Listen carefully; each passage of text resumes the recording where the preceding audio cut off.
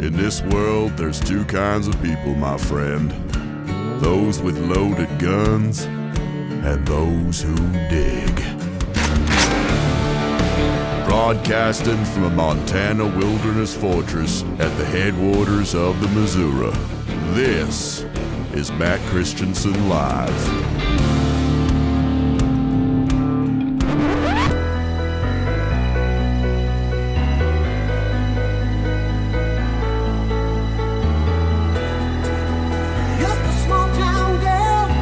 We're going to be targeting some extremely violent offenders today. It's a frigid 5 degrees just outside of Boston, where this team of elite ICE officers is briefing on their targets for the day.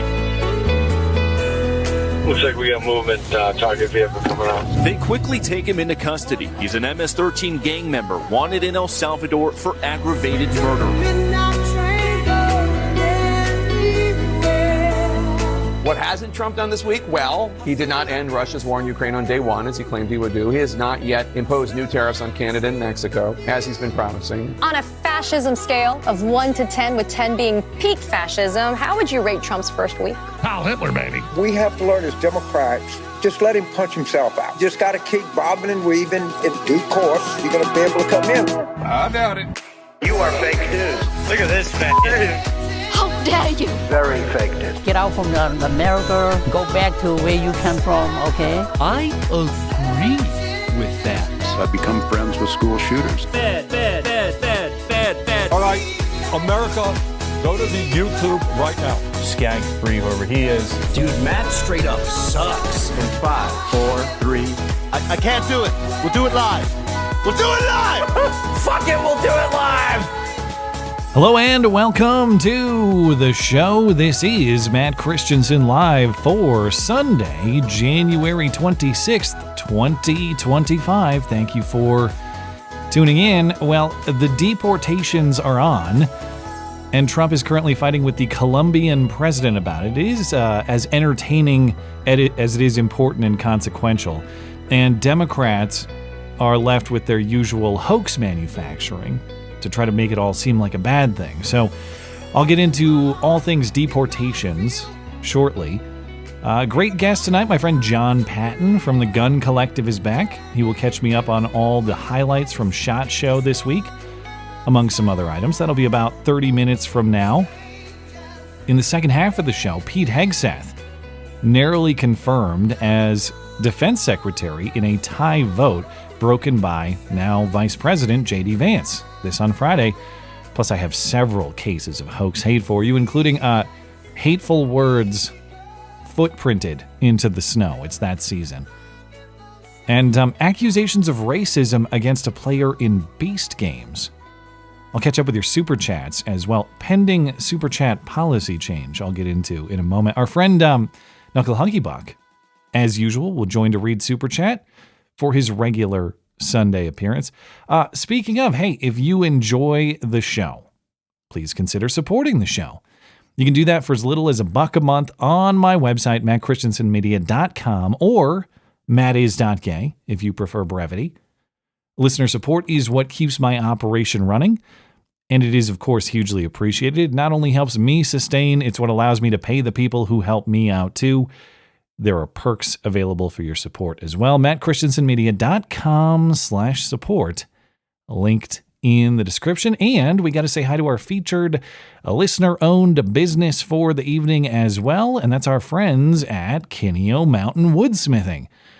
These are high-quality, handmade, premium hardwood cutting boards, charcuterie boards, serving trays, and more, all of which are great gift options or the perfect piece to class up your kitchen or anywhere else in your home. Last year, Blake at Kineo Mountain made me a cutting board engraved with my very own channel logo, and it looks amazing. It's been a part of our kitchen ever since. Has not aged a bit. And in addition to the quality, that is the best part about Kineo Mountain's products. They are fully customizable, not just in materials, but in engravings too. So if you'd like to personalize a gift like that, that can be arranged. Or if you have any other custom hardwood project in mind, no matter how big or how small, Kineo Mountain Woodsmithing can make it a reality for you. Just get in touch at kineowood.com. Kineo Mountain Woodsmithing products are made in Colorado from premium domestic hardwood sources. Kineo Mountain Woodsmithing is the absolute highest quality woodworking that will last you forever. Listeners of this show get 10% off all Kineo Mountain Woodsmithing products and services using promo code MATT10 at checkout. That's promo code MATT10 for 10% off at KineoWood.com, KineoWood.com. Find everything you need from our friends at Kineo Mountain Woodsmithing, plus other great offers from the rest of our friendly listener-owned businesses like Hero Soap Company, Western Razor Company, Hope Innovations, and more.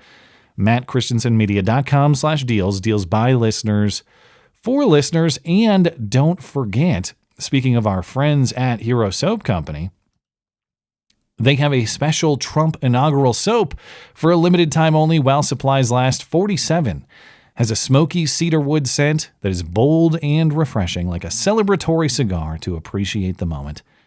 It's a great soap, terrific soap, tremendous soap, frankly, the very best soap. You can ask anyone about that. People often do. 10% off the special Trump inaugural soap, 47, or anything else from our friends at Hero Soap Company. Promo code MC Listener. I mentioned a super chat policy change. You know, the $10 Sunday rule that I had, that's kind of a holdover from the prior iteration of this show. And there's not really a need for it anymore, as the Wednesday show and the Sunday show have basically become the same show with a little bit of difference. I realized today as I was setting up the show, there's not really a reason for that. So scrap the $10 distinction. Knuckle Hunky Buck and I, or just me at the end of the show on my own, we will read your chats no matter the value. Appreciate your support for this show. And of course, thanks for supporting the show if and when you choose to do that. We love you. You're very special. Moving into the news, though, a new meme character has entered the chat. Or maybe a new Hambeast has entered the meme farm. In Minnesota, there has been a dispute about who is actually in control of the state house.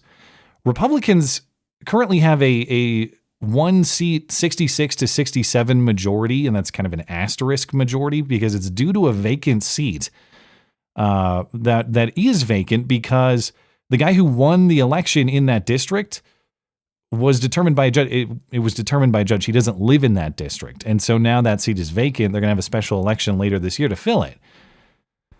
But Republicans, who again have this one-seat majority in what would otherwise be a tie because that one Democratic representative was removed, Republicans have just planned to move on to their usual business with that one-seat edge, including electing a speaker and moving on to working on and passing bills.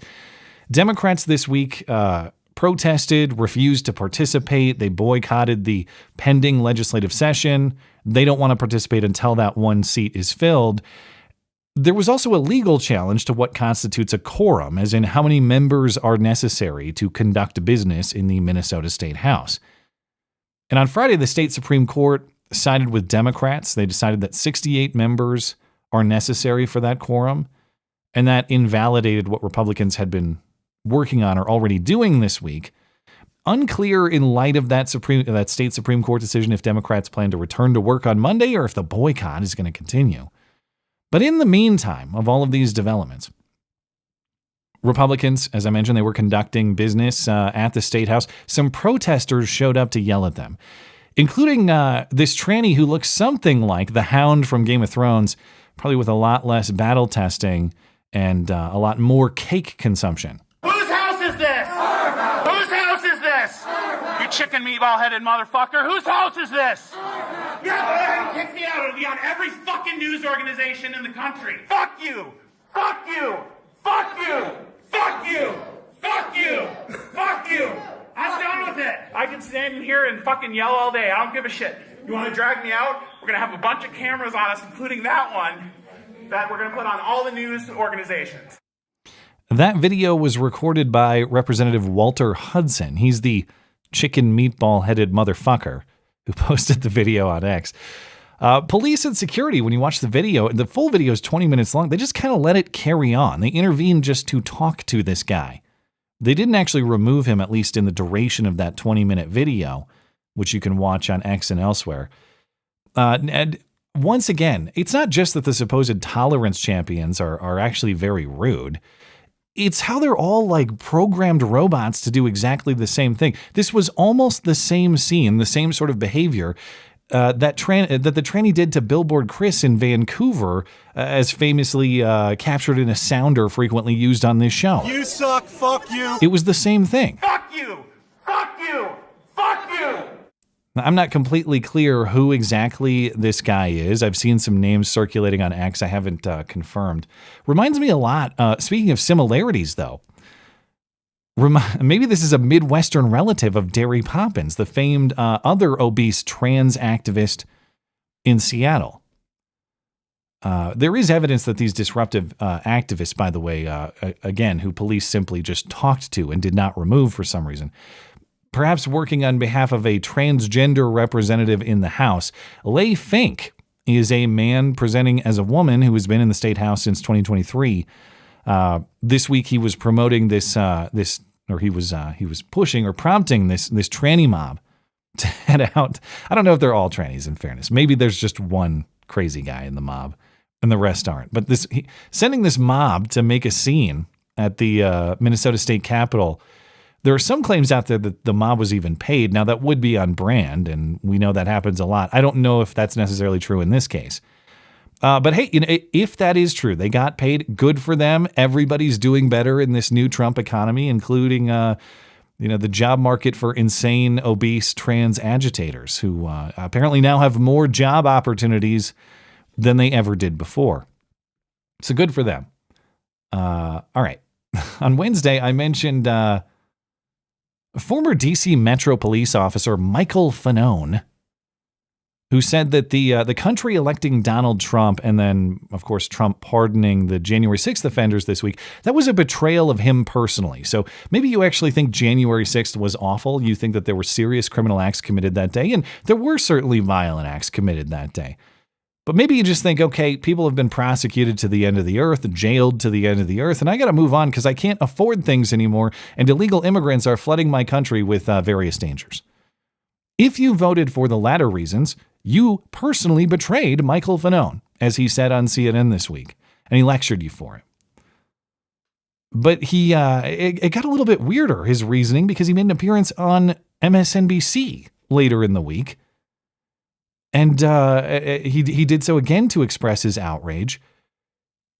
And again, even if you can't understand how a guy who endured physical violence, got physically attacked, how he would be upset for that sort of thing or about that sort of thing for a long time, it's hard to follow his reasoning here. He now says not only was it a personal betrayal of the country against him to elect Donald Trump, and then Trump pardoning January 6th, there's of course, but all of that is actually John Fetterman's fault, the Pennsylvania senator. Now, the audio in this clip is a little bit crackly, so just bear with it. It's not the election, and it's not the fact that he's the president that pisses me off.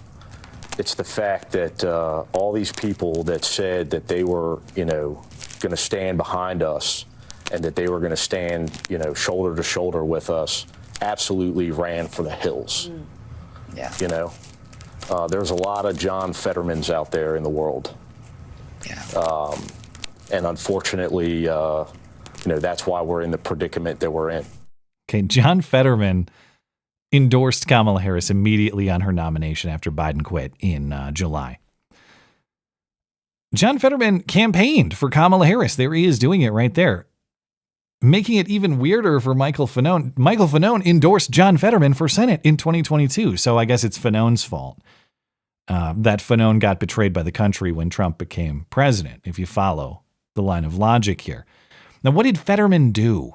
Why is Fetterman responsible for Donald Trump and the January 6th pardons that resulted? Well, I guess it's that Fetterman apparently is open to working with Trump for the betterment of the country where there is agreement. Wow.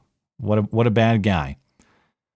I guess Fetterman is the only sitting Democrat, maybe it's the only Senate Democrat who's actually met with Trump after Trump's election. He went to Mar-a-Lago, had a meeting, or he's going to Mar-a-Lago soon. I'm not clear, but he's meeting with Trump to try to find common ground. That is Fetterman's great betrayal. This after he campaigned for Kamala, of course, after he endorsed Kamala, after Kamala lost, and the point is moot now. After Trump becomes president, or in the process of Trump becoming president after the election, Fetterman says, okay, well, you know what? He is the president. Perhaps we can find something to work together on so the country doesn't rot any further. That is Fetterman's great betrayal. But Fetterman actually responded to Fanone as only Fetterman can. When a reporter asked Fetterman if he's worried about being publicly challenged by Fanone, Fetterman said this. Oh my God, really? Oh my gosh, it's devastating. Ooh, don't do it. Please don't do it. Oh no. We gotta run back to the office. Actually, that's just a classic Fetterman clip you may recall. That was Fetterman reacting to the threat of Speaker Johnson, saying he's going to start an impeachment inquiry into Biden in 2023, and Fetterman got that exactly right. Absolutely nothing came of that. Ooh, no, not that, anything but that. There are rumors of Fetterman changing parties. Perhaps Trump is going to have based Frankenstein on his team very soon. And of course, even though Fetterman has his moments, one thing I can appreciate about him is despite his brain damage, the part of his brain that processes humor looks like it remains. He does have a lot of questionable views about the role and the scope of government, though, personally, I'll be watching this just with a little bit of hesitation, of course. Cautious optimism. At least the entertainment value is high. But let's get into the story of the weekend, which is the deportation operations going on throughout the country and the bolstered security going on at the border. And of course, I'll start this conversation by saying that the numbers of illegal immigrants in this country, that number is so gigantic that there's a very long way to go, okay? But at least the illegal immigrants are starting to go the other way across the border, even if the numbers are small compared to the overall total. This is a change in direction, certainly. The Pentagon has sent about 1,000 soldiers and 500 Marines to the border. The Army's 82nd Airborne and the 10th Mountain Divisions have been told they will be next to join if the, now Defense Secretary, as we'll get to later in the show, Pete Hegseth, orders the Army to send more people to the border. And these soldiers and Marines, they are assisting federal agents in providing supplies. They're flying helicopters, they're driving vehicles, they're constructing barriers. They're doing support tasks. They're not doing active law enforcement. They're not trained law enforcement agents. They are there to provide support to the people who are doing the law enforcement. But it's not just about the personnel. It's about the vehicular assistance as well. I mentioned the trucks, the helicopters, and so forth. Well, it's military aircraft, as in airplanes, that are now operating deportation flights at Trump's order. This according to new press secretary Caroline Leavitt, who posted on X, deportation flights have begun. She included photos of migrants boarding the plane. Don't get too excited, though. These are not Pinochet flights.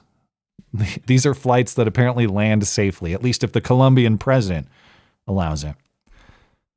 But at least 2 C-17s are flying migrants to Guatemala, or did within the last few days. They took off from Biggs Army Field near Fort Bliss in Texas. The Guatemalan Migration Institute confirmed in a statement that 79 Guatemalans returned to their country, mostly adult men.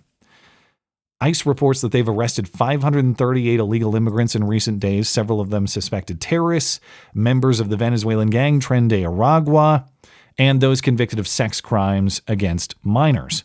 The identities of these illegal immigrants not currently known, but so maybe like the Guatemalan guy who lit that lady on fire in the New York subway, or who knows if some of the more famous illegal immigrant criminals are getting on these airplanes in recent days.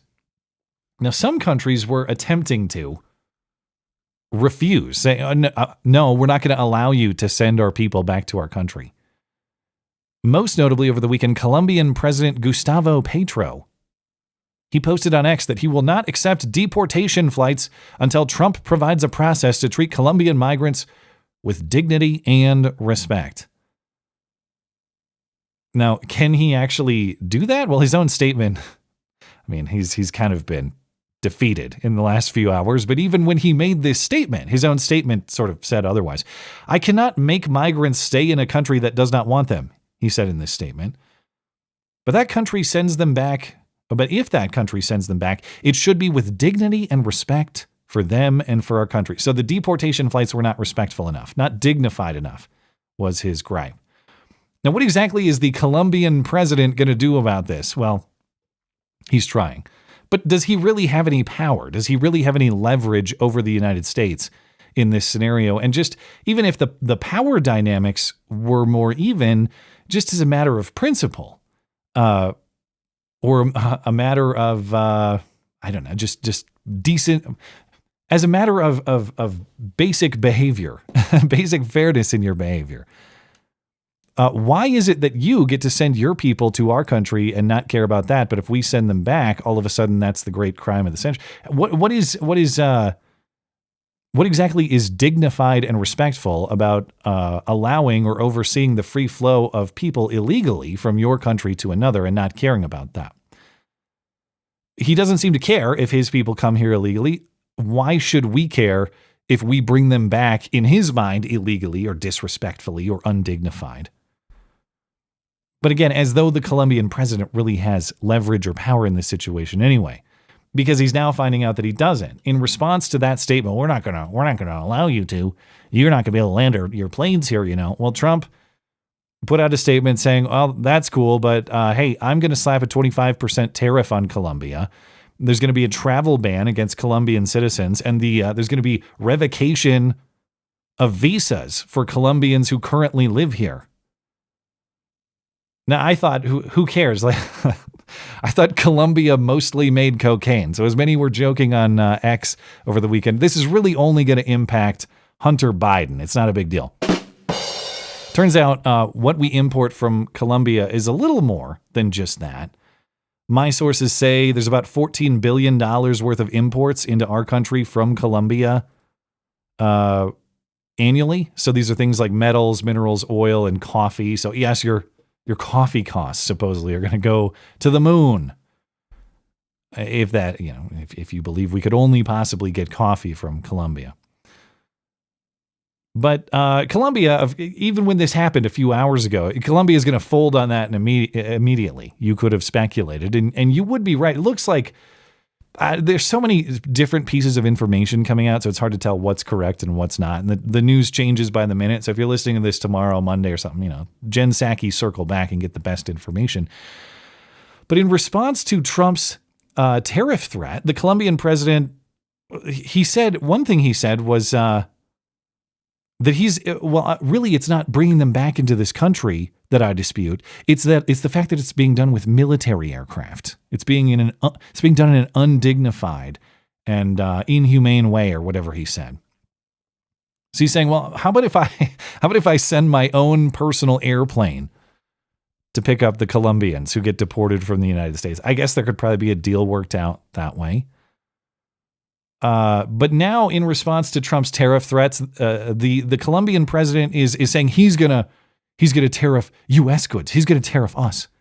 He's gonna tariff the stuff that we send to Colombia. Oh no, not that. Anything but that. How could we possibly succeed without Colombians buying our product? John Fetterman released a statement on that threat too. Oh my God, really? Oh my gosh, you know, it's devastating. Make John Fetterman the ambassador to Colombia immediately.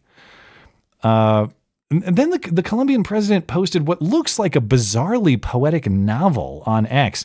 Now, this is supposedly a translation, what we're looking at here, of the Colombian president's post on X about 5 hours ago that is in Spanish.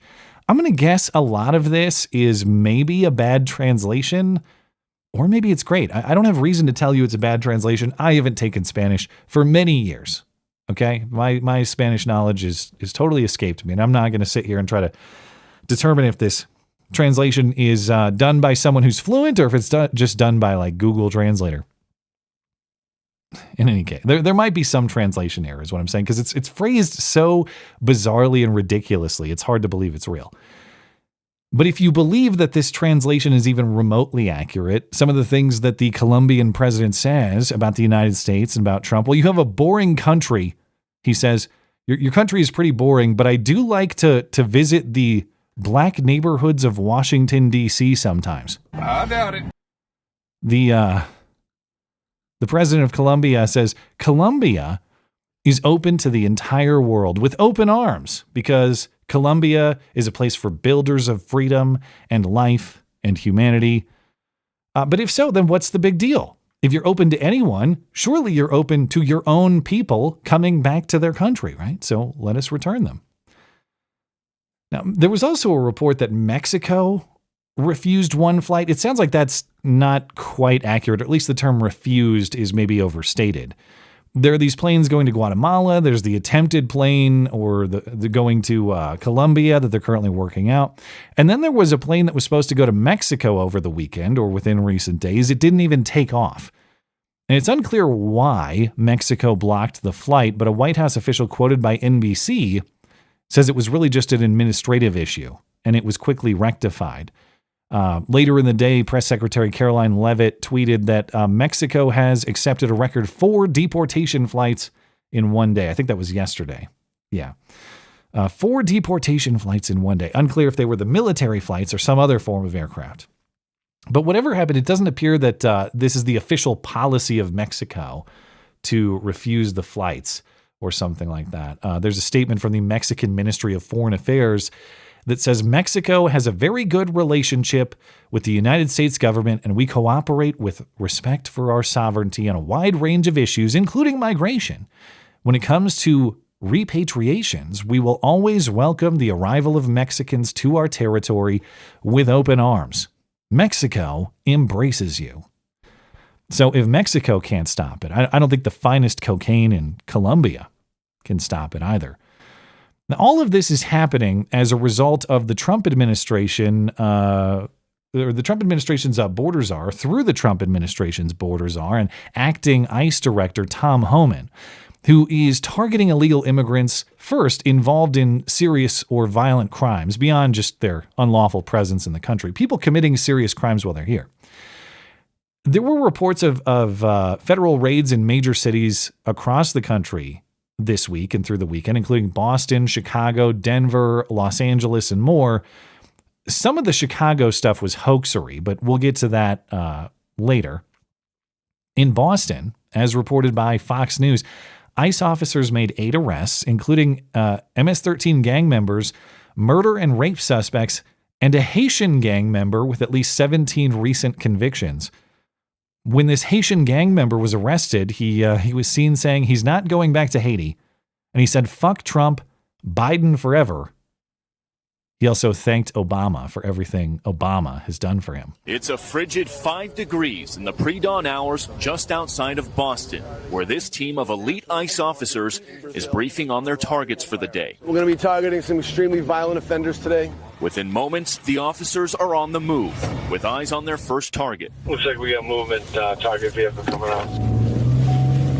They quickly take him into custody. He's an MS-13 gang member wanted in El Salvador for aggravated murder. And he has an Interpol red notice out for his arrest. I'm not going back to Haiti. One of those threats is this illegal alien from Haiti. ICE says he's a gang member with 17 criminal convictions in recent years. Trump, you feel me? Yo, Biden forever, bro. Thank Obama for everything that he did for me, bro. This is lit. Now, asked about this particular piece of footage by Will Cain this week, Tom Homan naturally gave an easy thug life response. You see that video, I'm curious, what do you think? I'm not going back to Haiti. Trump. Well, he's wrong. He's going back to Haiti. I can tell him that. It's the one and only Digo Double G. I have not seen if he has, in fact, gone back to Haiti. Even if he does, though, what does he have to worry about? Why doesn't he want to go back to Haiti? What's he so concerned with? I am reliably informed by virtuous American celebrities, many years ago, in fact, that Haiti is great already. And I'm sure, this is 2018, so I'm sure it is only greatly improved since 2018. He'll be just fine in Haiti. I'm sure he'll have an equally prosperous future. But I got a lot more to say on the immigration stuff. Tom Homan interviewed with Martha Raddatz this morning. And then there's what's going on with the Chicago Democrat hoaxery and plenty more to say on the immigration stuff. So I'm actually going to pause there because my friend Jon Patton is supposed to be here at 7:30. So we'll come back to the immigration stuff at the top of the hour, and I'll go see if John's here, and I will be right back.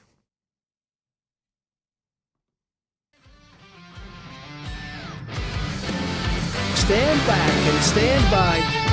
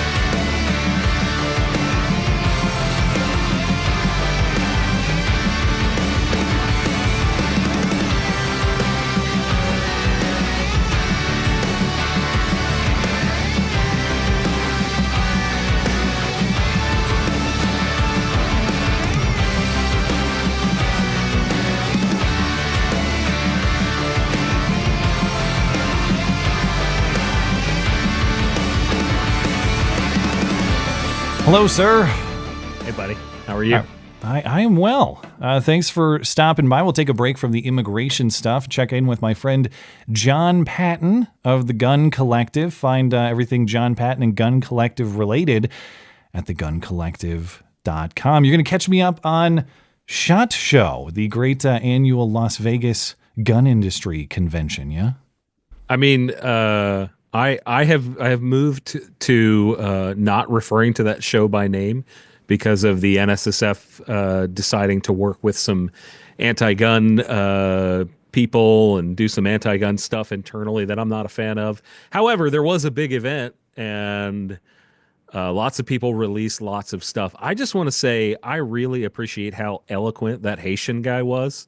You know, from the I was watching that. I was like, wow, that dude, you know, when somebody adds "you feel me" to the end of a sentence, you know they really mean it. I guess I didn't notice the "you feel me" part, but yeah, I appreciated the shout out to Obama. You know, that's a throwback. Yeah, dude, we're going throwback to Obama. Yeah. You know, he paid my light bill. He got me a cell phone. I forgot about the cell phone lady. You're right. Yeah, dude, Obama phone. Come on. Well, I actually didn't realize there was this much controversy around the people who run SHOT Show. So I don't take know your that word it's for it there, controversy. It's not something like that's like widely known. It's just a personal stance. Like I've done like 3 episodes recently and haven't mentioned them at all. You know, internally they've worked with some people that are not favorable to personal liberty, and I don't get behind that. All right. Well, what kind of guns did we see? I'll come back to. I'll tell you not what. That's not important. I just want to know about the guns. Sure. Yeah. It's very. It's irrelevant obviously to this topic. So there are an absolute boatload. The last 3 episodes, including the one I filmed tonight for this week, it's over an hour worth of new products. Some of the stuff that I think is really interesting would be like the new Keltec PR 57. So the new Keltec PR 57 is pretty interesting because it doesn't actually have a removable magazine, and they are trying to push this as an EDC, like personal concealed carry kind of gun. It's chambered in 5.7x28, which, you know, has its own pass, but it's an interesting cartridge, low recoil. And that gun actually does not have a removable magazine. You load it from the top with stripper clips. It holds up to 20 rounds. Okay. Yeah. Well, they've been doing these weird 5.7 guns. What was that? They had that other crazy 5.7 pistol that came out like a year or two ago. Does that thing take P90 mags? You know the one I'm talking about? There have been a bunch, and it's hard to keep up with how many because 5.7 just suddenly started taking on a new personality. Ruger did a 5.7, PSA did a 5.7, and oh, you know what? It did. I know which gun you're talking about. I can't remember what the model number is from Kel-Tec, but yes, it did take PS90 mags. So what are they thinking as... I know, like aside from the caliber advantages on 5.7, or what I assume they're aiming for, what are they thinking with this particular design? Like, why would it be? What does this have other than cost? I assume over say like FN's 5.7 or the Ruger. So, I think it's kind of twofold, right? Like it's an exploration into what's possible, what the market will take and actually use and buy. And it's a middle finger to, states that don't allow such things because there is no removable magazine. You don't run into the laws that would affect such things. So this is California compliant, you're telling me? In theory, I don't know if it's on their roster yet, but in theory it would be. God, I always forget there's a list. It's not just the actual... And you have to pay to get on it. Yeah. So, Godspeed to the people in that state. Yeah. So the thing that I find the most interesting is that like it's a completely new manual of arms to operate the damn thing. Having to shove a stripper clip in the top, and they ship it with 2 stripper clips, okay, which you load prior to carrying the gun out. But they're 10-round stripper clips. They're not 20-round. So you have to do it twice to load the gun to full capacity. And I covered this last week on TGC News, and there was a bunch of people that were saying things like, oh, well, you don't need more than 20 rounds in most self-defense scenarios. And all I could think was, is that a Joe Biden when quote, do we care about that nonsense, Yeah. Well, okay. Yeah, I guess in fairness to these people, they're not arguing for a legal limit. They're just saying as a practical matter. Yeah, and I crapped on them in this coming week's episode for being FUDs because why are we even having the conversation of what you need? Why?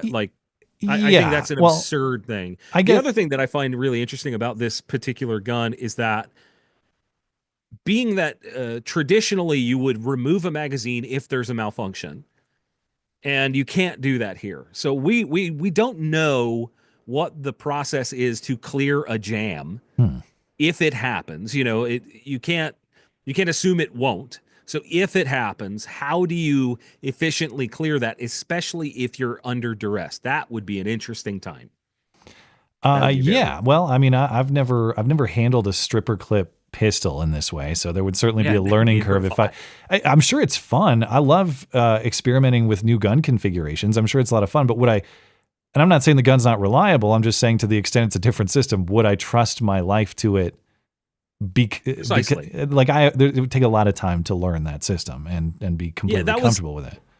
That was kind of the point I made when I covered it. Was that it's completely different. It's completely different. And yes, you can train around it, but that also would create training scars for every other pistol you own that does have a removable magazine. Yeah. It creates a layer of confusion in your brain. And I'm not saying it's good, bad, whatever. It might be a decent gun, but concealed carry? I don't think so. Well, yeah, to me, and I'm not like a gun expert guy. I'm sort of like fellow traveler who's a casual enthusiast of these things. And I guess are people commonly carry, like in my mind, Kel-Tec is this weird, innovative brand that does all kinds of crazy things, but I don't think of them as like everyday carry. Do they even have a carry piece that people are using outside of this? They have a few small carry guns. Okay, I don't maybe know I've just how missed many them. people are using them. Yeah. I don't know if they still make it. There was the P3AT. They had a 9mm. They've got a couple small 22s. They've done a bunch of small guns that are pretty interesting. Some are crap, some are not. But Kel-Tec is mainly fueled by cocaine and makes just really interesting guns. So they're going to suffer from those Colombian tariffs as well. Hunter Biden and Kel-Tec most effectively. Yeah, exactly. They are going to be in trouble. Yeah. Look out. All right, so what's this Bull Armory gun that you wanted to bring Okay. in? So the Bull Armory is a really interesting gun for what it is. They originally teased this at my event GunCon this past year. It was back in June. And it's what they call a double stack 1911 because they can't call it a 2011 thanks to Staccato. They own that trademark. And it's one of the only guns I've seen that is both compensated and ported. So the barrel has what they call a V6 port. There are 6 holes in the barrel, and you can kind of see it on those slots on top of the slide behind the sight. So there are 6 holes there, and there is a compensator on the end of the gun. There you go. You got a good shot of it there. This gun, I have fired one, and it is very, very, very soft shooting. If you were going to try and make this gun shoot as soft as absolutely possible, this is the one to get. And the thing that makes this particular gun interesting is where it kind of falls in the market. Like these features that you're getting, they have a nice optic mount system. They have, decent capacity magazines and all, the comp and all that sort of stuff. And normally you would expect to pay a big chunk of money for such things. I was going to say this. So this is a deal, you're telling me. In theory, like normally, you may expect to pay. I mean, the Staccato XC is $4,300, and you don't quite get the same stuff. And if you go up to, like a Phoenix Trinity, you're looking at several $1,000s more. It's substantial. So for what you're getting, this has an MSRP of $2,850, and yes, that is still expensive in the grand scheme, but it's really interesting to see someone come at this from a different angle and still deliver really, really nice guns. I'm completely. I don't think I've even heard of Bull Armory before, but I'm. As we'll get to in a moment, I'm a Palmetto State poverty person, so this is a little bit outside my budget. But with that, I mean, if I haven't given away my PSA fanboyism, I know among the elites, you have a reputation for being a person of modest means if you're a PSA fanboy. But what I love about PSA isn't just you tell me, but in my view, their commitment to making your gun rights, your self-defense rights, the most accessible to the most people possible. You could debate the quality of the firearms. I've not had a problem with mine. Granted, I'm not the most rigorous user, but they've all functioned as designed. But I love that they are so interested in accommodating their customers, and they're actually putting up this poll. What do you want to see us make? We got all these cool ideas. What do you want to see? So this is the second year they've done this. Last year they did it, and it was unheard of. Nobody had ever attempted a poll like this where they had concepts that they brought to their customers and said, we can make any of this. What do you want? And I thought that was kind of fascinating. And some of that stuff has come to fruition, but they've now done it again with another list of really, really interesting stuff. So I think, how do you want to like go through each one? I don't know. I just want to know about the one that looks like, okay. How about I'll pick, do you know about all of these? If I was going to vote, I'll pick my top 3. Okay. And you could tell me if these are, I invite your opinion, if these are good picks, terrible picks, and what you think of the gun itself. My opinion will be aggressive and swift. Okay, but whatever this MP7 looking thing, I'm judging by aesthetics alone and the fact that there really isn't an MP7 style gun available to the consumer, unless I'm mistaken. That's what I want. Speaking of Kel-Tec, they made that like CP33. That's one of the few Kel-Tecs I own. A little CP3322, That's kind of that's like a redneck MP7 in a way. You put a brace on it. This is but I assume this is. Well, I don't know what this is chambered in actually. What are we looking at here? Okay, first I'm gonna add that you can now get 55 round mags for that Kel-Tec, thanks to a company called Stuff and Things. 55 round of 22, and it actually runs. It's I've had pretty good luck with the 33s. Once I figured it out, you got to load them just right. But once they run. If you know. Well, so the gun you're looking at is called the X9, and that is actually a 9mm version of the X57 that they made last year. Now, I don't think that X57 ever made it to production. Oh, I don't okay. know why. I don't know if that hit the top of their poll or not, but that was MP7 at home. That's what that was last year. This is a 9mm version of that. It's very much like the MP9 or TP9 from B&T, and it's kind of cool. Honestly, it uses B&T magazines, which I don't know how expensive they are. I'm betting they're not the cheapest, but it could be really cool. They compared it to a Mac, like a Mac 11 type thing, Mac 10. I think it's the 11 that's the 9mm. I can't remember, but that's what they compared it to in their spiel. Okay, so what do you think of my pick out of these? I think that's an okay pick. Okay. I think it's kind of cool. Tell you what, I'll do mine, and then you tell me what I should have picked at the end. That's how we'll organize this. Okay, number 2, and maybe I should have picked this number 1 because I got to know what the price point is. But a PSA 50 caliber rifle, I'm listening. Okay, I want to see it. What are we dealing with here? So they didn't put prices on any of this stuff, so we don't have a good solid answer for that. However, with the Lancet, that was, by the way, that was one of my top picks. That was my number 1 pick. Okay. They said that would be the most affordable semi-auto gas-operated 50 BMG on the market. That's what they said that would be if they made it. Now, you'll be shocked to learn I have not done any 50 cal rifle shopping lately. So in my mind, I'm thinking, like, if I were to go out and try to buy a Barrett or something like that, it's several $1,000s. I know that. But when they say competitive, like, what does that imply as far as price point? So the cheap end of a gas-operated 50 BMG would be something like $8,000 to $10,000. Okay. Okay. So we like, there are not a lot of those in existence in like available. There's a few semi-auto 50 BMGs, but it is not super common. And they're all very expensive.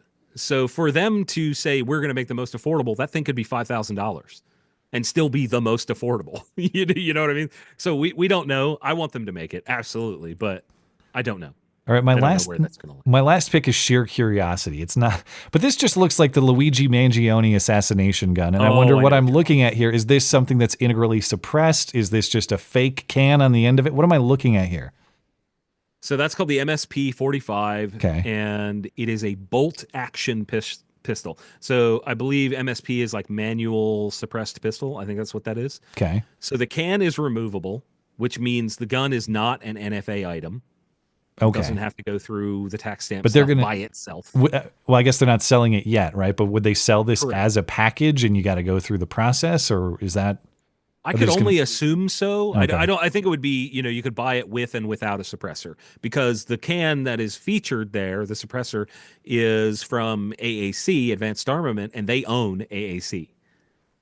Okay. So Palmetto State Armory has one of the craziest verticals in the gun industry. They own everything in the process of gun. They own the bank, they own the forge, they own it all. So when, like, they own an ammo company, it's ridiculous. So that is one of their suppressors on this gun. It uses a rotating bolt. You manually cycle the action. It uses 1911 mags, and it's kind of interesting. I think it'd be very quiet. 45 ACP is great for being suppressed because it's naturally subsonic. I think it would be fun. I wish it was double stacks, and I wish double stack magazines, and I wish it was semi-auto, but it's still cool. So what did I miss as far as my top 3? What should I have picked instead? So I picked, my other ones would have been the Jackal in 338 ARC. Okay. Which is on there somewhere. I'm not sure where it falls in. Oh, here's the Jackal 9, but there's another one. Oh, this one right here. On the left-hand side. Yeah. Okay, so the 338 ARC is kind of interesting. It's like a big brother to 300 Blackout. It's a larger, heavier projectile. And it's all built around being subsonic and that sort of thing. So it's closer to a competitor to 8.6 Blackout, which I thought, because 8.6 is actually a 338 cartridge diameter-wise. And I think it's interesting because them going hard, they put several 338 ARC guns out this year, and I think that's almost like a middle finger to the 8.6 Blackout. I don't know if that's their actual opinion, but it kind of feels that way. And I think that would be an interesting take on that. They also did the Krinkov in 338 ARC, which would also be pretty cool. It's on the bottom there, bottom right. Yeah. Oh, yeah, this thing. Yeah. Bottom right. Yeah. Okay. So think big, slow, heavy bullet in AK or AR style gun. Okay. So those are cool. And I also picked the 570 shotgun. And that one's really interesting because it's built, so their receiver, they want to create, their whole thing this year was creating ecosystems, right? They had one that they wanted to create around the 1022 in their PA-22 rifle, and then they also had a Remington 700 clone that they wanted to create an ecosystem around, and the same would go with the shotgun, where you can kind of choose your own adventure, buy a receiver, do whatever you wanted. You could buy it as a pump action, later convert it to semi-auto using their parts. At least they say this is possible.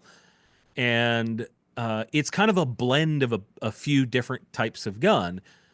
So it uses Remington 870 furniture. It has an RMR cut on top of the receiver, which means a bunch of different optics would fit. It has a forward charging handle instead of on the bolt itself, which is cool. It doesn't reciprocate.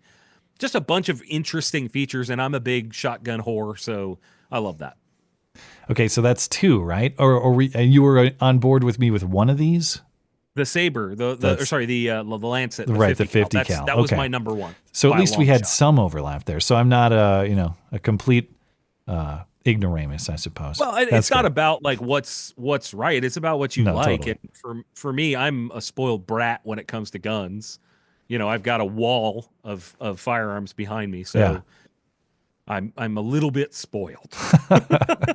Luxurious. It looks great. Cool lighting. I like the green effect. That's awesome. I'm just trying to keep up with you, dude. That's a cool. That's I think your set looks awesome, but we could talk about that offline because I'd like to know how you achieve the effect. But this is we're talking news and important topics here, not on-air production meetings. So I just came here to talk shit, man. That's it. Well, you got shit to talk. Go ahead. Who do you want to talk shit about? I think the ATF. Oh, okay. That's an easy target. Well, oh yes, certainly. And I actually have two items on that. One that you brought to my attention, I don't know anything about. So I'd like you to inform me because, of course, we got Dettelbach out. Yes. Speaking of guys you can talk shit about, but he retired. He got his 80% lower trophy or whatever he got, and he's gone because he doesn't want to get fired. But now you've got the former ATF director or acting director who's back in charge, I guess. But I don't know much about this Marvin Richardson fellow. So is this a guy we should talk shit about? He runs the ATF, so I assume probably. Yeah, Marvin Richardson's a piece of shit. Shout out to Stephen Gutowski, who is local to me, but in our same mindset. He wrote this article on Marvin Richardson, and I don't know all of the ins and outs of what Richardson has done and perpetrated, but I do know that he was directly involved in the betrayal of the industry multiple times over with pistol braces. And for that reason, he can go fuck himself. That's, really, concisely for me, that's stated. Okay. Yeah. By the way, I have not followed what the status on the pistol braces is. Now, I know everybody's selling them, and I know it was challenged in court, and so that implies to me that there's some sort of defeat for it. But what is it finally done? I assume since Trump is in office, it's over. But even at the end of Biden's, what was the last thing on the pistol braces? So what's fascinating is that technically it's legal right now. However, ATF is going to appeal it. They're going to attempt to, or they said they would. Okay. Who knows what this coming year will look like. The interesting thing is that there's a rumor, and I have not seen a letter myself, so I cannot confirm this. I know GOA reported it, and a couple other places were talking about this, where somebody apparently got a letter from ATF that said that, oh no, these are still illegal. We're going to appeal it, so therefore it's illegal. Which is kind of weird because that's not how law works. Well, as though that's ever been an obstacle for them in the past. Fair point. Yeah. I said they were a piece of shit. So, well, did you see? I don't know, man. It's weird. bottom line, if you have a pistol brace, you don't have to hide it. You can go to the range and use it and all that. There's no... I mean, to be fair, you never really had to hide it before. You may want to be a little bit cautious before, but right now, technically, it is legal, and we will kind of wait and see how it plays out. I don't think it's going to end well for ATF. I don't think. Well, it relies on the same ridiculous reasoning that, in general, that the bump stock ban did, and that they're doing with redefining 80% frames and lowers and all that stuff. Like, you have redefined what these things mean on a whim. You did not go through Congress to do these things, and your Second Amendment rights are certainly a component, but these are also process questions as much as they are Second Amendment questions. So how is law made? There's a guy I got to hook you up with. His name's Travis White. There's a group called FRAC, Firearms Regulatory Accountability Coalition. I'm the only media member of that group. And their approach is the sort of approach of like, how did ATF get here?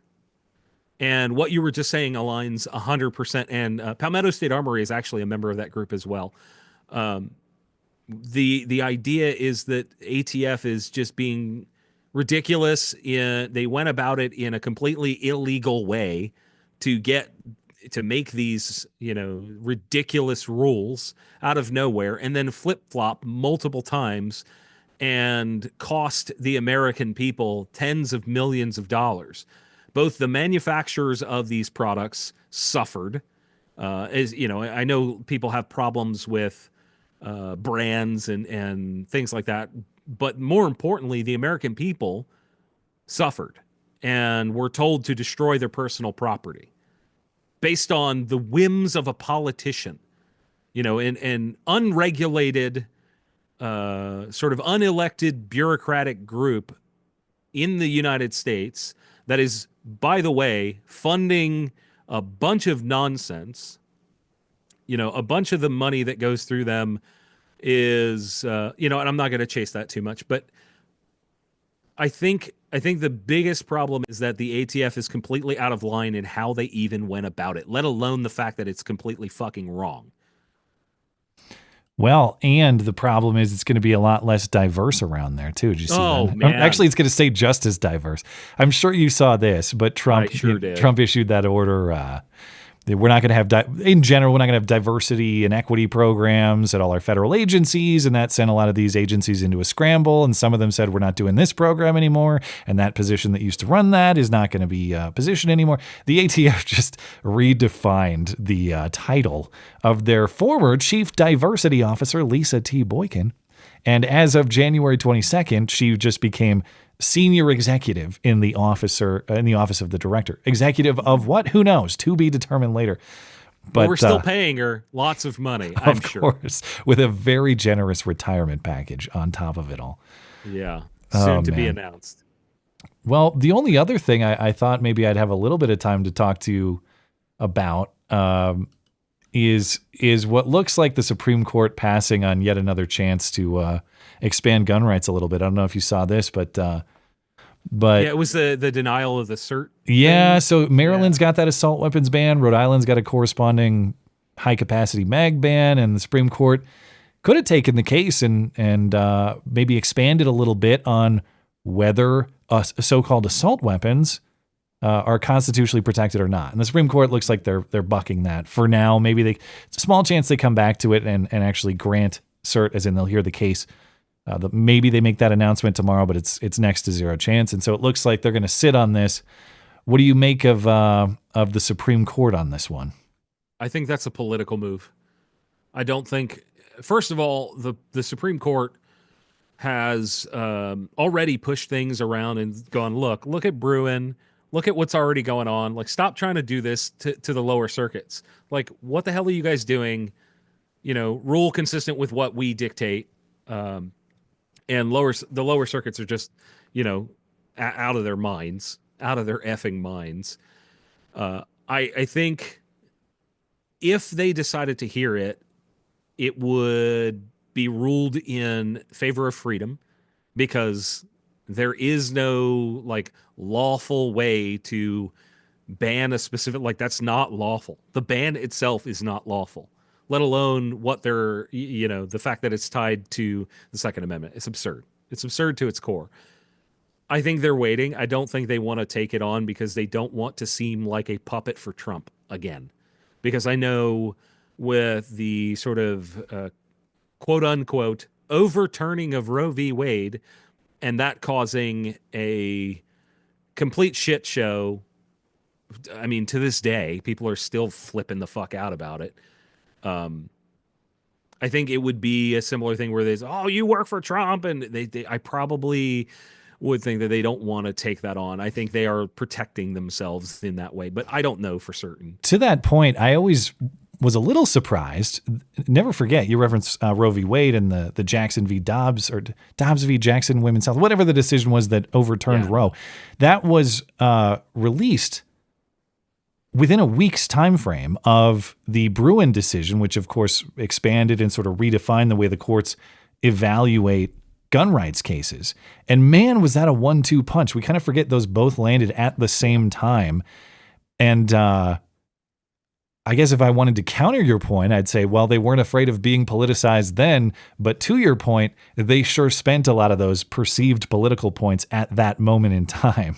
And right. You're probably right that John Roberts and company, at least the more kind of like institutional integrity wing of the court, they're probably not eager for that sort of image this soon after the fact, potentially. Yeah, I don't know. It's very difficult to speculate on why they make the decisions they do. It's unfortunate because I would really like to see them just set the country straight for gun rights, because they absolutely could.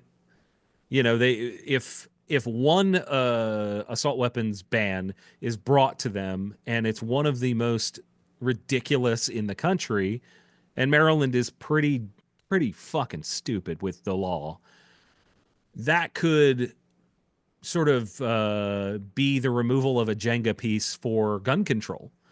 And I don't know, like, I don't think the Supreme Court thinks in the way that we do, but I would love to see that happen. I would love to see all of these ridiculous things just come apart at the seams based on the things that we've all said for years about it being unconstitutional and arbitrary and capricious, and terms like that. All these fancy terms for saying you forgot the penumbras. You got to look in the penumbras for these things. You're very legally well read. Yes, indeed, sir. Yes. Yeah. Well, listen, man, I appreciate your time. You've been very generous with it. It's great to catch up as always, and thanks for catching me up on SHOT Show, because with everything going on, that was kind of something that I was not paying close attention to this week. I really appreciate it.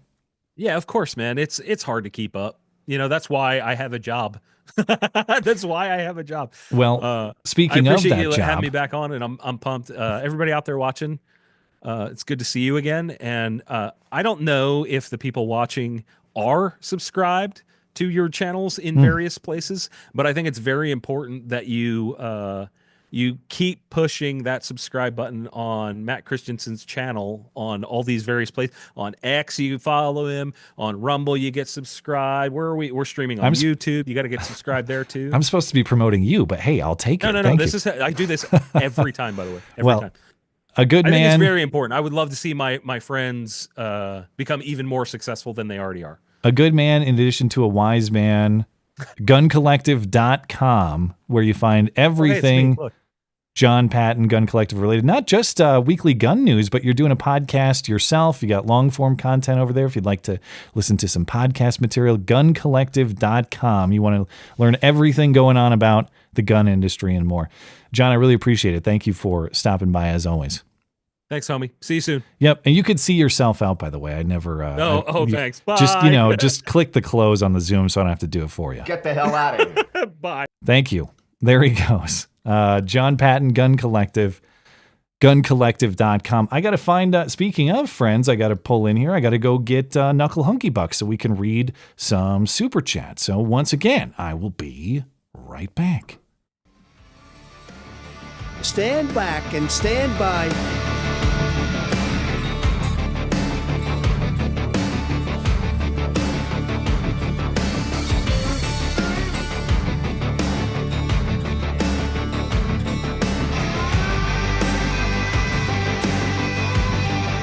All right, what do you want? How's it going, sir? Oh, that's right. I bring you here. I forgot. Yeah, it's what do you want me to do? Yeah, exactly. You want me to juggle or some shit? I can't juggle, but I can throw a ball awkwardly in the back. Okay. I'm sure you could learn. Anyway. I just want to clarify to your audience, don't keep pushing subscribe. Just push it the one time. If you push it again, you'll actually unsubscribe, and you'll Thank you. Subscribing and unsubscribing. That was terrible advice from John. Although, in fairness, Rajamahan, formerly Susan WikiWiki, I think they do that for you too. They press that button a few times if you want and get you unsubscribed, even when you don't want to be. And speaking of what you and John were talking about, I heard you say that you have a Caltech CP33. I do, yeah. I'm so sorry to hear that. It's the only Caltech that I've ever handled, and that thing is so reliable at jamming. No, see, this is okay. Are you sure that you loaded the mags correctly? No, see, absolutely not. They're so difficult to load correctly. That's the problem. Because I thought the same thing when I first got it. I thought, how did this actually make it to market? I'm enraged, and this looks fun, but it's the worst shooting experience I've ever had because it doesn't work. No, you have to load the mags in this precise pattern, and once you know how they go, then it works basically flawlessly. But it's so tricky to be able to get them in there without the rims hanging in front of the other rims that they're supposed to be behind. You gotta do a great rim job. That's true. It's very complicated. Well played. Yeah. That's all right. Disgusting. Let's get into the chats here. I got Disturbed over on YouTube. Disturbed 2K7. Matt, I'm 90% sure my neighbor's a trafficker. People should be, or people keep showing up at night, and some guy with Colorado plates picks them up. Another neighbor is going to call ICE. I said get a burner phone and say he's Mike Hawk, famed super chatter Mike Hawk. Well, wait, now I'm confused. Is this one serious or is this a joke? Do you actually, in this country, I never know anymore. Do you live next to a trafficker or do you not? There's a chance he's being serious. I don't see a joke in there. That probably is completely sincere. And if so, Godspeed. And all the best to Mike Hawk. Thank you, Disturbed. All right. I've got K Burke on YouTube. Just another super chat for a super Matt. We love you, man. And we love Knuckle Hunky Buck. Batman, quite frankly, Allison Morrow, Sean with AJW, or Sean, AJW, etc. too. We love you. You're very special. You were listed actual Justice Warrior. Yeah, gotcha. You were listed first there. Congratulations. It's a terrible honor.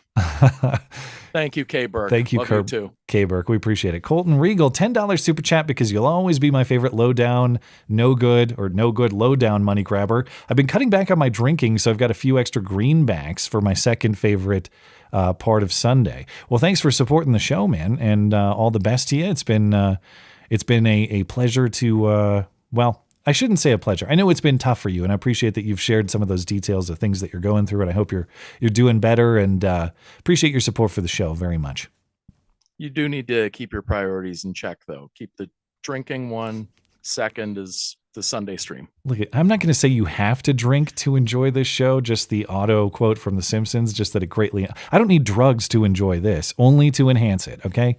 Same thing with alcohol in this stream. It probably helps to get through the super chat reading if you have a little. What do you think I do? There's an empty Miller Lite right here. How do you? This is the Kamala Kamala for beer, the right? audience to get through my appearances if they have a little nip. So Colton Regal, don't cut out the drinking, otherwise you're gonna hate this segment of the show. Anyways, I've got Griff Nizzle. Matt and I once made love. He said it was okay if it was only 4, 5, or 6. He'd still gladly accept it. I said, no, you'll take my full 10. I guess what I just have to say to you is, are you gay? Are you gay? Are you a gay man? You're acting queer. I got too many buttons. He did, of course, give you the full 10, I see. He did. 10 out of 10. Would Griff Nizzle again, I would say. Thank you for supporting the show, Griff Nizzle. Joshy Boy, who you can often hear calling in the show on Wednesday, that Haitian gang member is scared of being eaten by barbecue. Fair point. You might get cooked by barbecue if you go back to Haiti. Or you might get the killdozer treatment. Remember, it was like a few weeks or months ago that the killdozer was revived to try to take out. I think it was to take out barbecue, wasn't it? I hadn't heard anything about this. Yeah, it was. So there's still gang warfare going on in Haiti. And there's some kind of international coalition of military forces. They brought in like Kenyans to go take out the gang leader Barbecue, I believe. But one of the pieces of equipment that these Kenyans deployed was a concrete encased military vehicle of sorts. But it was basically a killdozer recreation. Fantastic. And they just rammed it into this guy's his gang palace, and he fled. Was the news at the time, but I haven't followed up. I don't know what. Did they actually go with the killdozer final solution protocol? No, I just lock themselves in there and end it after they're done. I think they actually scared the guy into running away. I don't think any of them died. They survived, unlike Marvin Heemeyer, God rest his soul. But yeah. Anyway. All right. Thank you, Joshy boy. All right, I've got one from Oil King. Your analysis on the first Sam Hyde video was terrible. It sidesteps the entire video. I don't need 5 minutes of don't call them slurs when you're helping them. And now he has a second video for Vivek. What was Sam Hyde and his his video about Elon Musk?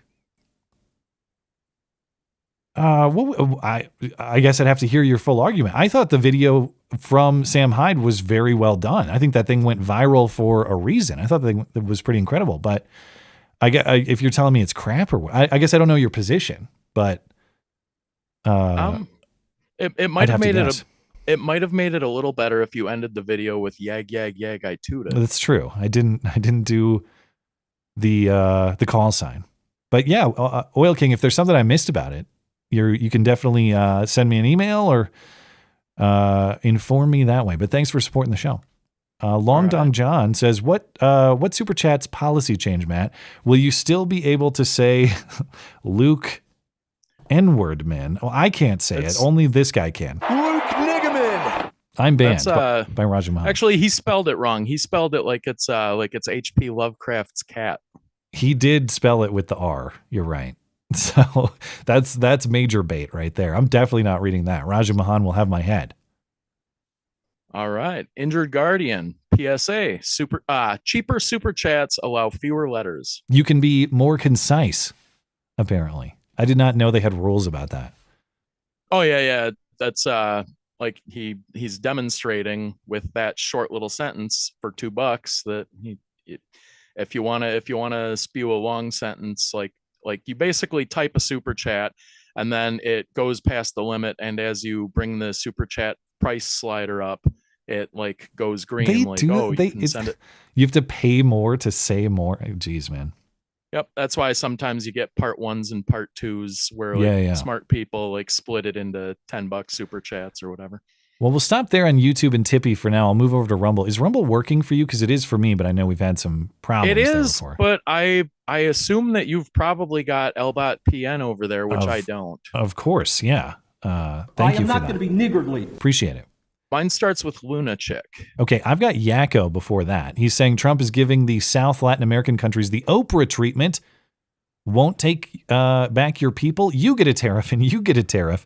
I'm assuming many are the prisoners they unleashed on us. It could be that. I mean, that would explain why they might not want these people back. They got rid of them for a reason, but we'll see how that gets sorted out. But yeah, Lunachick is up next. Thank you, Yakko.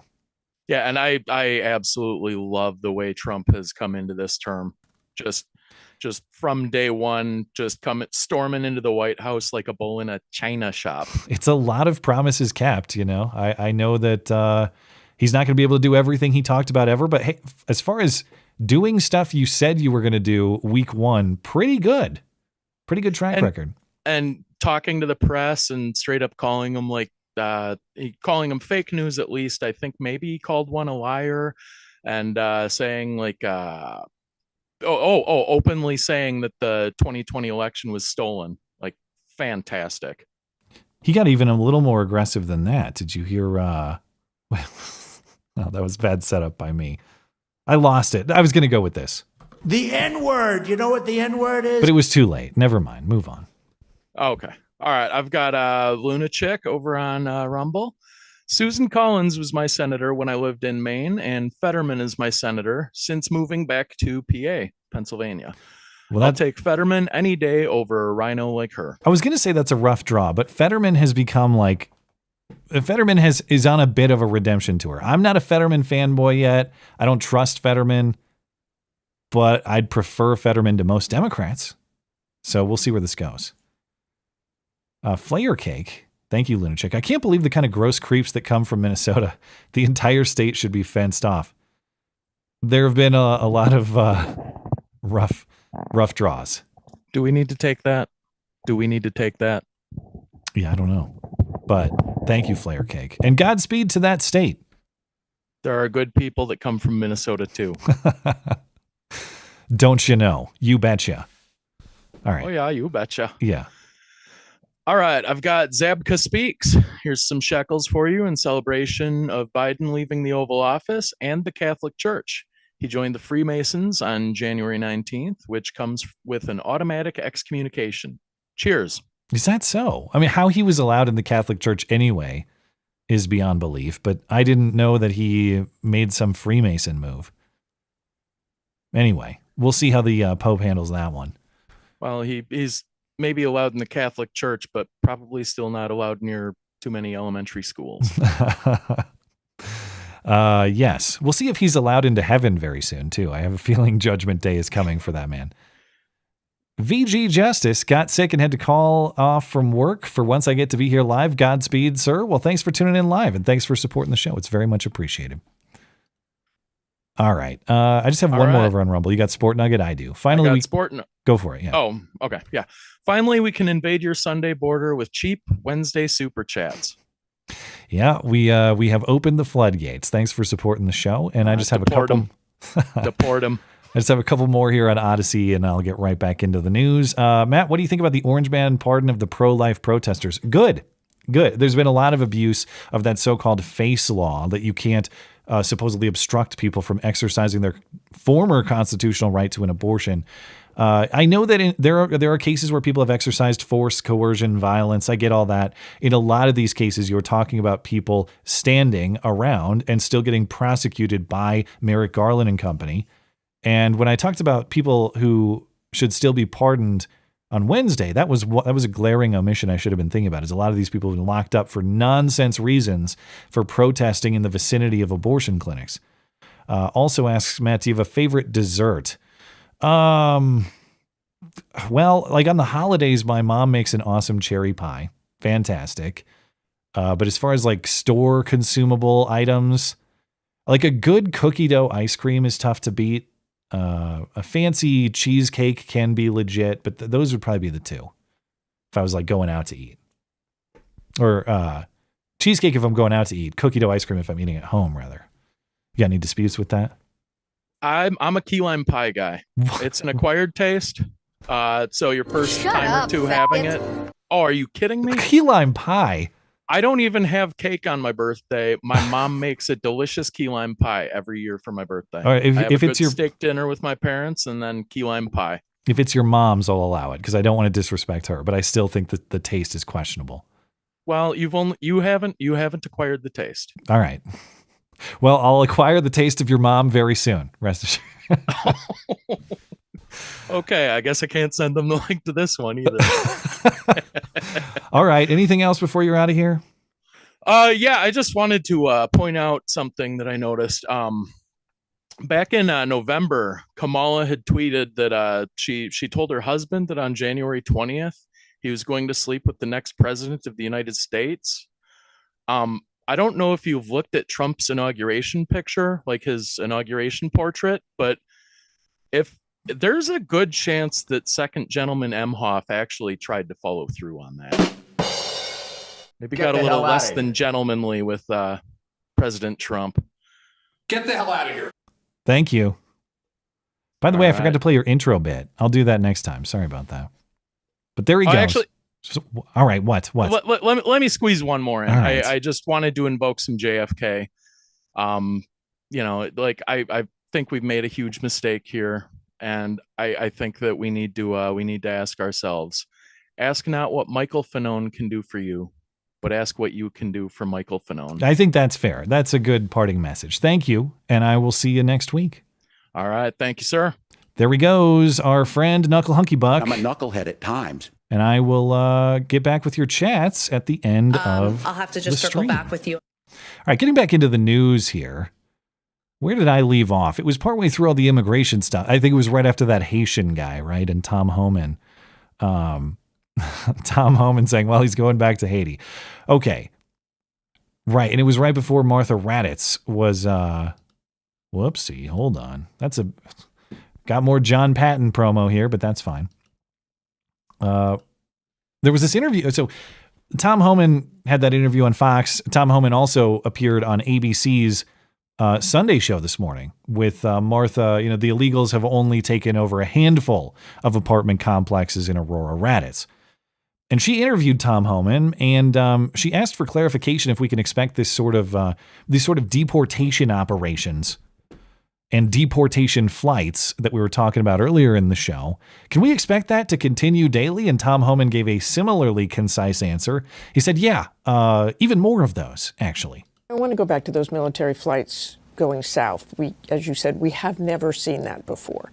Is that going to be a constant commitment from the U.S. military every single day to take deportees out? Yes. So is this what we will see every single day, ending in what the president has promised is millions and millions being deported? Yes. But you're going to see the numbers steadily increase. The estimates of perhaps those who have been convicted or arrested in the past, 700,000 to over 1 million. After you do that, then you go after everybody who is there illegally. If you're in the country illegally, you're on the table, because it's not okay to violate laws of this country. If you're in the country illegally, you got a problem. And that's why I'm hoping those who are in the country illegally who have not been ordered removed by the federal judge should leave. It's just kind of a silly, insistent line of questioning. Oh, you mean to say that if you violate the laws of this country, you're going to be held accountable? If you enter this country illegally, it's going to be grounds for removal? Yeah, as it was for really the entire history of this country, at least in principle. Granted, there were illegal border crossings before Biden became president, but all of a sudden, the Border Patrol and the Border Patrol became a facilitation service rather than a removal service or a protection service. It was about helping people into this country as opposed to stopping them from that sort of illegal entry. And that's been, at least in scale, a new phenomenon in the last 4 years. But trying to handle this sort of stuff for Democrats is proving to be difficult, because you have a couple things to consider for them. Number one, they have to confront the reality that this is exactly what Americans voted for in November. Not just tougher border policies, but yes, the removal of people who violated those border policies. And in response to that reality, Democrats really have two possible options. And they're not mutually exclusive. Some are exercising both of these. But number one, you can go back to the old first Trump administration tried and true method of propagandizing about how mean and evil this is, which we know they're always going to do. Number two, and we're seeing some Democrats actually do it, and it's not just John Fetterman, the much maligned John Fetterman. There are others. Maybe you actually moderate your positions, and you do this because Americans maybe don't want foreign criminals roaming their neighborhoods, taking over their communities. You're going to have to confront that reality. But of course, the first strategy of just propagandizing and outright hoaxing, that is going to be used at full capacity. Now, even though we know that adult male criminals are overwhelmingly the majority of those getting deported right now, as was the case in the 80 or so that went to Guatemala, Democrats are just going to pretend that ICE agents are rounding up little kids. ICE agents, they're just raiding daycares and kindergartens, and they're going to get tomorrow's illegals today.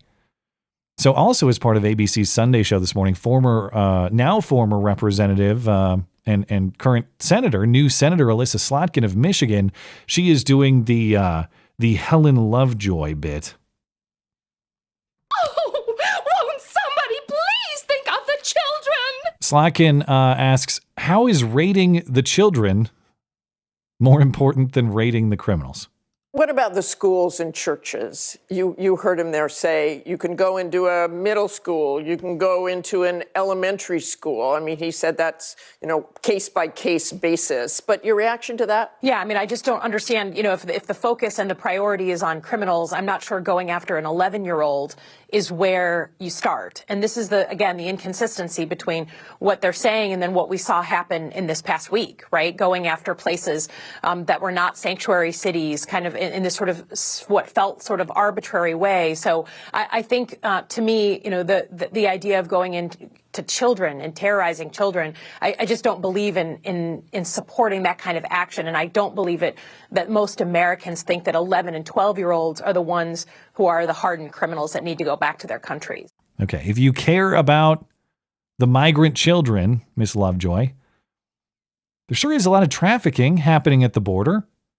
Might want to care about that first and foremost. We know that the prior administration lost track of, reportedly, a few 100,000 children. Just don't know where they are. Lost them in the system. Some of those, they're saying, have been tracked down again. But if you actually care about the children, the border is kind of a problem. Children are not treated very well in that context. But let's get directly to the point that she's making. Oh, ICE agents, they're rounding up kids all across the country. Why are they going after kids instead of going after criminals? What is this about? Where are the ICE agents targeting and terrorizing children? Where are the daycare raids? What children did ICE even deport this week? As far as I'm aware, we don't have any confirmation of that. But I invite being corrected on that if people have information otherwise.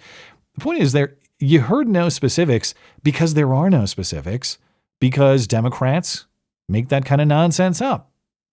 More on that in a moment, because we have one particular case of outright making it up in Chicago.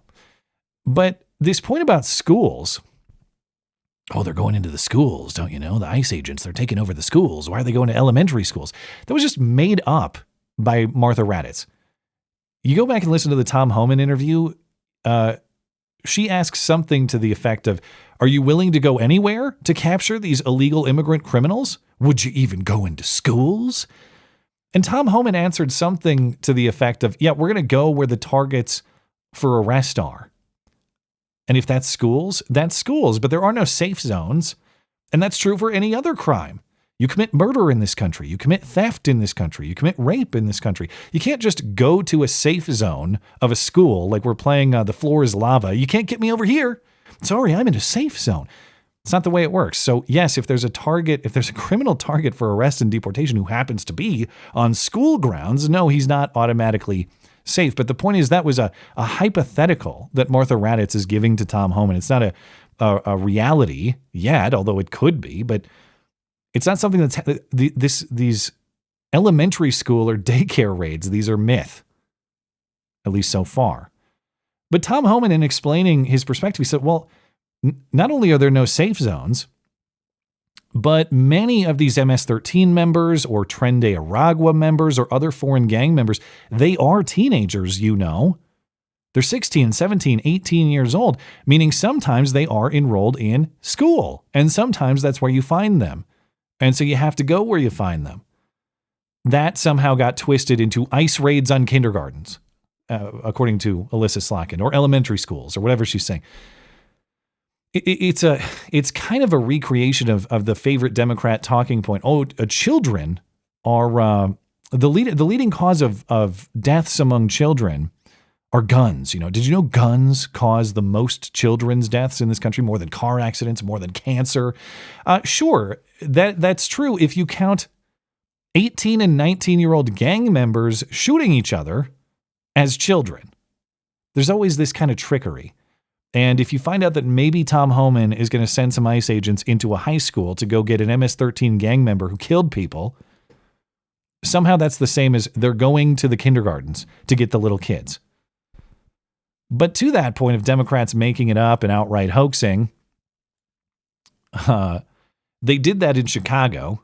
They misunderstood what was going on. They look like fools if they're capable of any kind of embarrassment anymore. On Friday, reports emerged of an ICE raid at an elementary school in Chicago. Illinois Governor J.D. Pritzker pushed the claim on X, saying, well, after a week of Republicans sowing fear and chaos, The first reports of raids in Chicago are at an elementary school. Can you believe it? Targeting children and separating families is cruel and un-American. How dare you? I don't know if Alyssa Slotkin was referencing this and didn't know that it was bullshit. Who knows?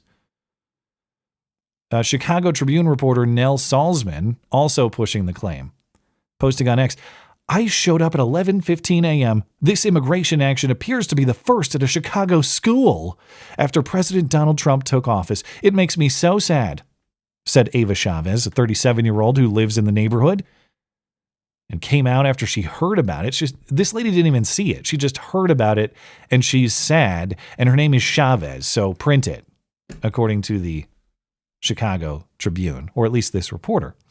Now, the claim originated from Chicago Public Schools, who said that they blocked ICE agents from entering a school. But actually, ICE was never involved. DHS and ICE confirm they had no presence at or near this school. It was actually Secret Service agents investigating a threat. A person they wanted to talk to was at this school. This is Hamlin Elementary School in Chicago. But Secret Service agents apparently didn't even enter the school. Who did they want to talk to and why? I've not seen that reported. The irony is it probably is some teacher at this elementary school who threatened to kill Trump or something like that. It's pure speculation on my part, but I would not be shocked to learn something like that.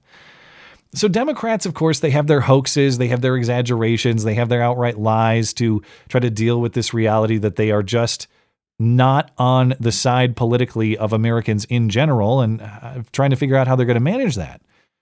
One option is the hoaxery, exaggerating what's going on to try to make it seem like it's something other than what Americans actually support. The other is just maybe coming to terms with reality, making friends with reality, understanding why they lost the election, understanding their constituents overwhelmingly support removing illegal immigrant criminals. And again, that's what we're dealing with here. People who have committed serious violent crimes beyond just their presence in the country. Americans are on board with that. And maybe some Democrats are finally getting on board with that. You decide for yourself what you think the reasons are, but some of that is happening. In Massachusetts, where that Obama-thanking Haitian was arrested and presumably deported, or in the process of it, Governor Maureen Healey has pledged to use her state resources to stop Trump deportation operations, or at least she had previously. She said, we're going to put a stop to Trump's deportation ops in this state. We don't do that. She said that as recently as the day after the election. But now that it's actually happening, suddenly Maureen Healey has changed her mind. Oh, actually, all of this was expected. Actually, I support it. Hey, good for Trump, she says. Federal immigration agents taking a man into custody in Chelsea and making other arrests in East Boston. I wouldn't describe them as raids. It seems to be is what we expected and what I support, which is the apprehension of criminals in our communities. The governor says she supports arresting criminals, whether or not they're undocumented. Okay. Now, whether you believe her and other Democrats when they say, actually, we've supported the removal of criminals in this way the whole time,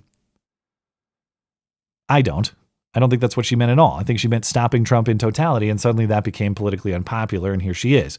But even if it's for the wrong reasons, there is shifting on this.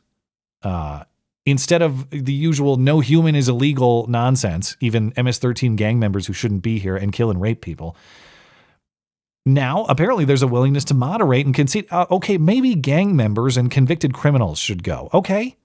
Now, I know that should be a baseline, but it is still movement in a direction that is positive for this country. And you could certainly say we got a long way to go to get to the right place, but movement in the right direction is certainly welcome from my perspective relative to the last few years.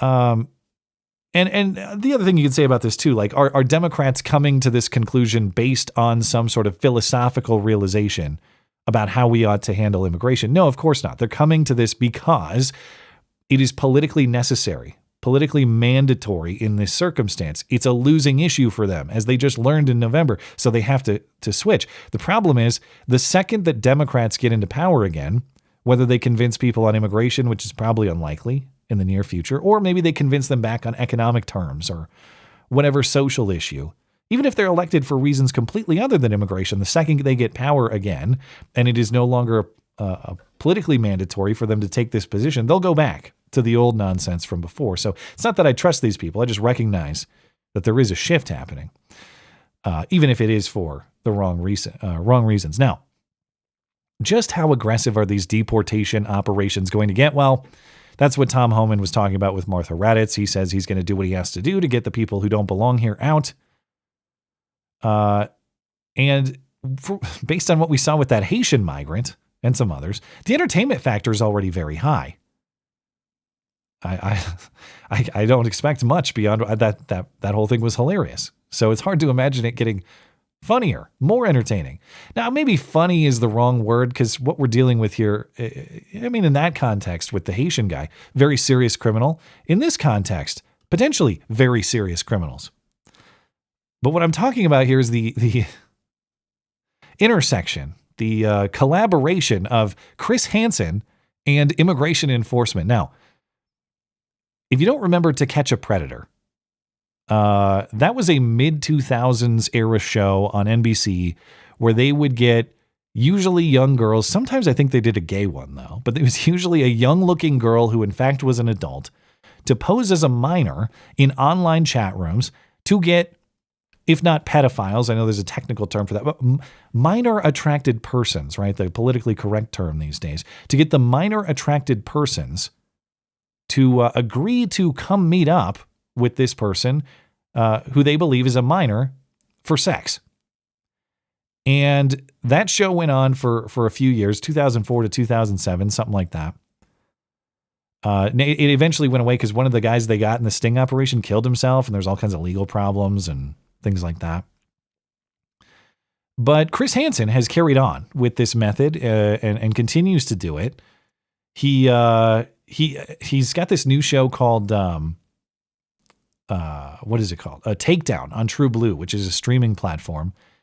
And what I say, God, that show, To Catch a Predator, that was such an amazing combination of cringe entertainment, if you're into that sort of thing, but real world consequence too. Obviously, to the extent these guys are willing to meet up with a person they believe to be a minor with specific items that they've agreed to bring in pursuit of a sexual encounter with that minor. These are guys who, if they haven't committed a very serious act already, are right about to. Probably shouldn't be freely speaking with who they believe to be young people on the internet, that sort of stuff. So entertainment factor was incredible on this show, but the real world consequence was significant as well. And Chris Hansen is still doing it. He's got this show, as I mentioned, Takedown on his streaming platform.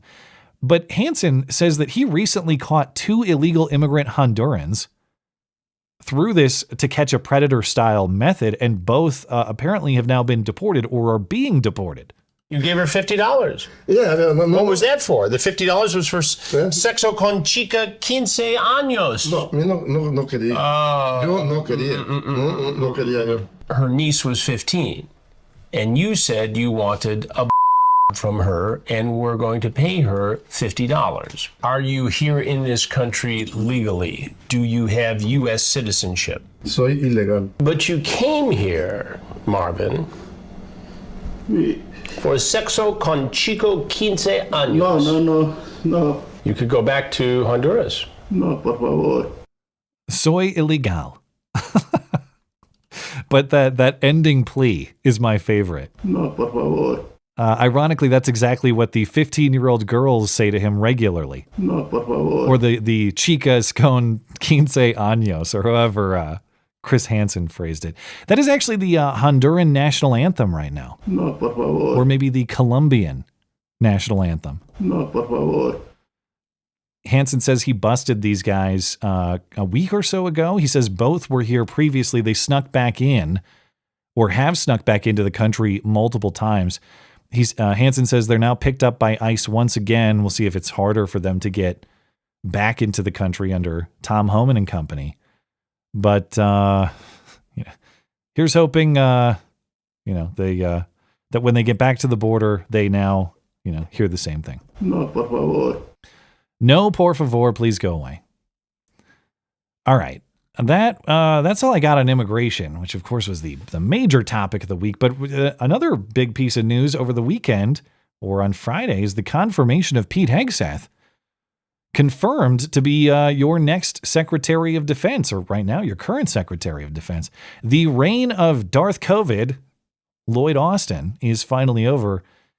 And when Lloyd Austin was actually there doing his job and not missing on impromptu unannounced medical leave of a mysterious nature, Lloyd Austin had a tenure of what? Vaccine discharges for vaccine refusal.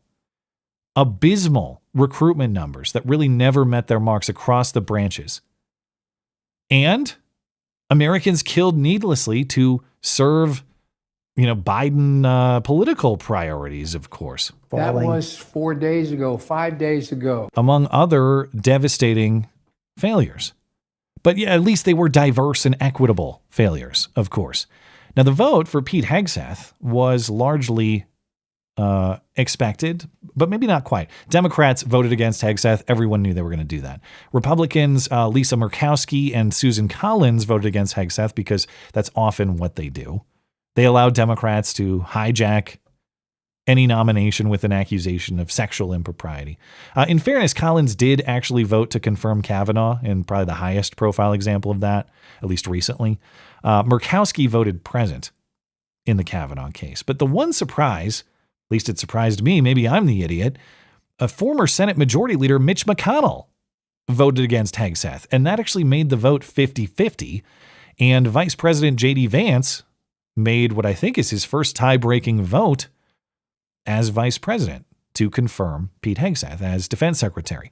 And so Hegseth put out a message to the force on the Defense Department's website, pledging a commitment to peace through strength. Hegseth wrote in part, "The president gave us a clear mission, achieve peace through strength. We will do this in 3 ways: by restoring the warrior ethos, rebuilding our military, and reestablishing deterrence." He goes on to describe specific ways in which he hopes to achieve those things. But Hegseth is confirmed despite that latest smear attempt and apparently a little bit of a double down from the accuser as well. Now recall Hegseth's former sister-in-law, as in the ex-wife of his brother. This is where I got confused. I thought she was the sister of his ex-wife. No, the ex-wife of his brother. This sounds like a Jerry Springer thing or something. The ex-wife of his brother submitted a sworn statement to the Senate alleging Hegseth had abused his ex-wife, Samantha. So this accuser is actually unrelated to the person the accuser says Hegseth abused, if you follow me. But Samantha herself, the person allegedly abused, according to this accusation, Pete's ex-wife, she denied the claims. She said it didn't happen. I don't know what you're talking about. Now, after Hegseth was confirmed, the Wall Street Journal, maybe they didn't double down on the claim, but a reporter is amplifying the accuser's double down. This was a published statement from Wall Street Journal reporter Lindsay Wise from Danielle Hegseth. This is Pete's former sister-in-law. Danielle says in this statement, paraphrased, she was willing to put her name to the accusation. Excuse me. Unlike many of the other accusers who remained anonymous, I was willing to put my name to this accusation, but it didn't matter, and now women will be discouraged from coming forward about their abuse. Even though, again, she didn't claim to be abused, and the woman that she says was abused says, no, I was not. So we're really grasping at straws here. But okay, why did Mitch McConnell oppose Pete Hegseth, though? Well, Mitch McConnell told a Fox News reporter that he thinks Hegseth is unqualified. Even though McConnell himself is unqualified to finish a sentence or maybe walk a dozen feet these days, he's going to harshly judge Pete Hegseth's qualifications. And I'm not saying you shouldn't do that. It's an important office. Obviously, you should scrutinize these people. It's getting harder to take seriously claims that others are unqualified from people who can't walk and can't talk. But that's what we're supposed to do. Mitch McConnell's statement says, in part, mere desire to be a change agent is not enough to fill these shoes. And dust on the boots, as in, being a grunt, combat experience, that sort of stuff. Not being in some sort of high level of military leadership. Dust on the boots fails even to distinguish this nominee from multiple predecessors of the last decade, nor is it a precondition for success. secretaries with distinguished combat experience and time in the trenches have failed at the job. So the abuse allegations apparently had nothing to do with McConnell's opposition and his decision to vote against Pete Hegseth. He thinks Pete Hegseth lacks relevant experience, apparently, and it is true that Pete Hegseth wasn't in the highest levels of Army or military leadership. He was in the Army National Guard. He left the Guard as a major, and this was after deployments to Iraq and Afghanistan. And if you think that high-level leadership experience matters more than, say, the philosophy of leadership, which some might say has been seriously lacking within the Defense Department in recent years, well, I will counter with Darth COVID himself, Lloyd Austin. Lloyd Austin is a 4-star general, former CENTCOM commander, vice chief of staff of the Army, and he still believes that trannies in the foxhole, if you're supposed to take that statement seriously, a lot of jokes that could be made there, but trannies in the foxhole make us a lethal fighting force. I'm going to be honest with you. I'm kind of retarded. Except Lloyd Austin isn't even honest with you. He thinks he's smart, okay? That's the worst of all scenarios. And that's when he's even around, available to think, if he's not mysteriously in the hospital while he's supposed to be overseeing important military operations. Now, are there valid concerns about Pete Hegseth personally and professionally? Yeah. Should those be scrutinized? Of course. I think it's a fair counter question, though. Can it actually get any worse than Lloyd Austin? Not really. And I know low bar is not always a great way to look at a candidate and evaluate a candidate, but that's kind of where we are. Like, are we looking at an improvement or are we not? And I certainly think that we are. Would I personally take philosophical correctness over the supposedly correct experience? Yes, I would. And one thing I think that we tend to forget when we consider our defense secretary, we talk about relevant military experience or not. The Secretary of Defense is supposed to be appointed from civilian life. It's right there in the federal statute that defines the role. Military experience, of course, it's relevant. It's important to the extent that you're leading the military in this job. But so is making sure we have someone outside of the corruption overseeing it. It's an important check on power, actually, that the defense secretary comes from civilian life. So, I don't know. Could Hegseth screw it up? Hegseth is a man who's made mistakes, as I think he acknowledges. Could he make it any worse? I doubt it. I think we're going to see, hopefully, something of a revival in military recruiting, military spirit, military ethos under Trump and under Hegseth, and that is, of course, welcome. Now, also in Trump appointee confirmations over the weekend, now former South Dakota Governor Kristi Noem was confirmed as your new Homeland Security Secretary. She replaces Alejandro Mayorkas, whose name hopefully I will never have to pronounce again. Alejandro Mayorkas. There's one final time for good measure. She was confirmed by a wider 59-34 vote, with several Democrats voting in her favor. Those Democrats voting for Noem are Fetterman, that untrustworthy Frankenstein Fetterman, Tim Kaine. That sort of surprises me. Kim of New Jersey, Peters of Michigan, Shaheen of New Jersey, Hassan. Where the hell's Hassan from? I don't even remember. Maggie Hassan is New Hampshire. That's right. Even more forgettable than Tim Kaine, that senator. And Alyssa Slotkin from Michigan, who we heard from earlier. Now, as far as why, these Democrats generally cite a pledge from Noem to work in a bipartisan fashion, but that doesn't really set Noem apart. Pretty much all these nominees said something to that effect. But maybe some of that is genuine. Democrats are trying to be politically smart about immigration in particular, in the same way we just talked about. Maybe we have to come around and accept the fact that we're kind of on the losing side on this, at least for the moment. Some of that, I think, maybe is just to give more credibility to the Hegseth opposition, for example. Well, see, I didn't oppose all of Trump's nominees, just that super rapist woman puncher, Pete Hegseth. But I voted for Kristi Noem, so don't look at me. So The confirmed Trump appointees are now Marco Rubio as Secretary of State, John Ratcliffe as CIA Director, Hegseth as your Defense Secretary, and Kristi Noem at Homeland Security. Now, Marco Rubio was actually confirmed 99-0. They couldn't even find one woman to accuse him, so good for him. I'm not sure. Rare bipartisanship for Marco Rubio. Speculate yourself as to why you think that may be, but we have another big week of confirmation hearings and votes. Wednesday and Thursday going to be the confirmation hearing for RFK Jr. as Health and Human Services Director. So Democrats are going to go just as crazy as they did against Pete Hegseth and his alleged dealings with women. They're going to go just that crazy with RFK Jr. on vaccines. At least that's my hope. That's the show I want to see. Thursday is going to be, it's Wednesday and Thursday for RFK Jr. Thursday is going to be Tulsi Gabbard for Director of National Intelligence and Kash Patel for IRS. He can do IRS too, I guess. FBI Director. Those are going to be hotly contested.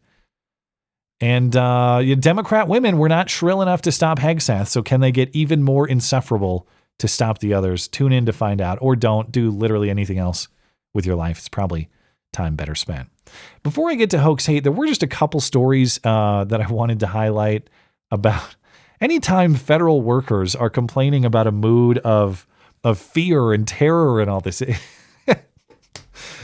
Are the rest of us supposed to take this seriously? It's always presented as though we are, but that's what makes it funny.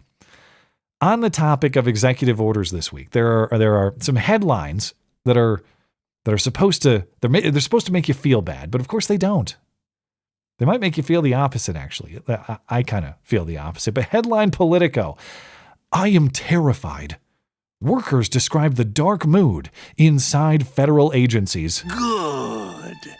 Headline New York Times, Trump's moves to upend federal bureaucracy touch off fear and confusion. Good. Okay, so what's terrifying? I'm going to consult the Politico story here. What's so terrifying? Well, Trump's slew of executive orders threaten their job security. Trump has removed job protections. He's ending work from home, or at least greatly reducing it. And he's implementing a hiring freeze, among other moves. In other words, these federal workers are describing the terror and insecurity that is just reality for anybody else who works a private sector job. If you work for a private business, the terror they're describing is being market accountable. That means the business, and by extension, you, the worker, you adjust to market realities.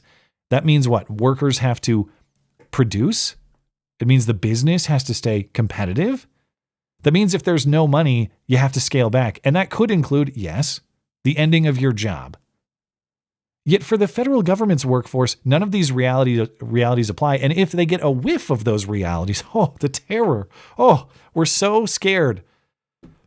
Now, I'm not hostile to any particular federal worker. I do understand these are jobs you get. Your family depends on these jobs. You build your budget for your family. You consider the future under the assumption that you're going to continue to do those jobs. I'm not attacking anybody who happens to work for the federal government. All I'm saying is that these complaints of being terrorized, or what we're supposed to believe are uniquely unfair treatment against them, it's just the norm for everybody else. But they're complaining about it. The rest of us read this, it's like, oh yeah, you mean you might get laid off? You mean your business might go under if it doesn't perform well? Oh my God. How do you handle the stress? I couldn't even imagine. Oh wait, yes, I can imagine because I live that reality every single day. Yeah, another way you could write these headlines is something to the effect of, cushy federal government jobs come into better alignment with their private market peers, something like that.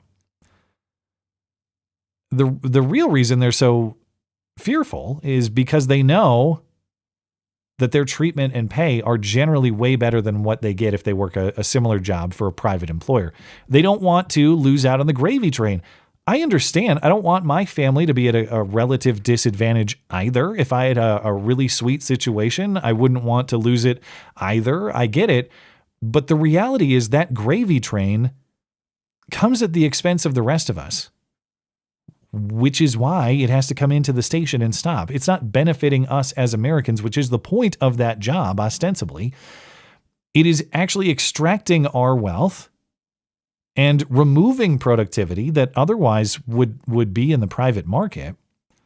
And it would have the accountability that goes along with it. So I'm sorry to all of these terrorized federal employees, but hey, you know, it could be worse. You could be at a kindergarten about to get raided by ICE agents or something like that.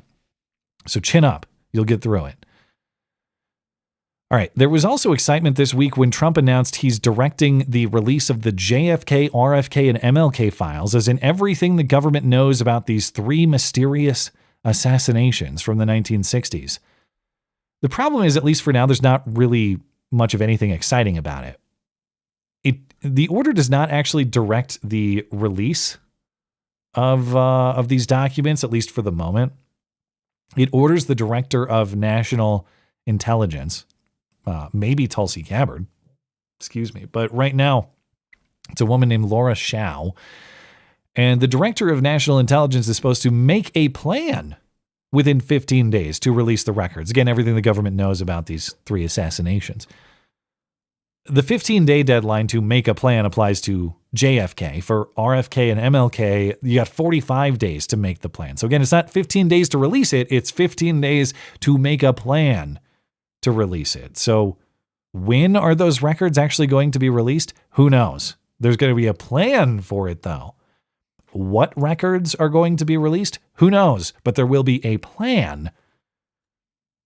Presumably, the director of national intelligence is going to get some kind of discretion on what sort of materials are released. Maybe Tulsi Gabbard will do a great job with that, but if I'm a betting man, I would expect that if materials do come out, you're going to get exactly the sort of usual zebra redactions that prevent you from learning anything meaningful. Like zebra stripes, black and white. The whole page is just nothing but zebra stripes. That's what you're going to look at. And whenever you hear government talk of, we have a deadline to make a plan, a deadline weeks from now to make a plan to be executed at some undefined point in the future, that is government speak for probably never, or a long, long time from now, if ever. But maybe, hey, it is another move in the right direction, at least. It's better than, I suppose, the situation was last week or the week before, even if it's not a very satisfying move. I'll allow it. That brings us to Hoax Hate.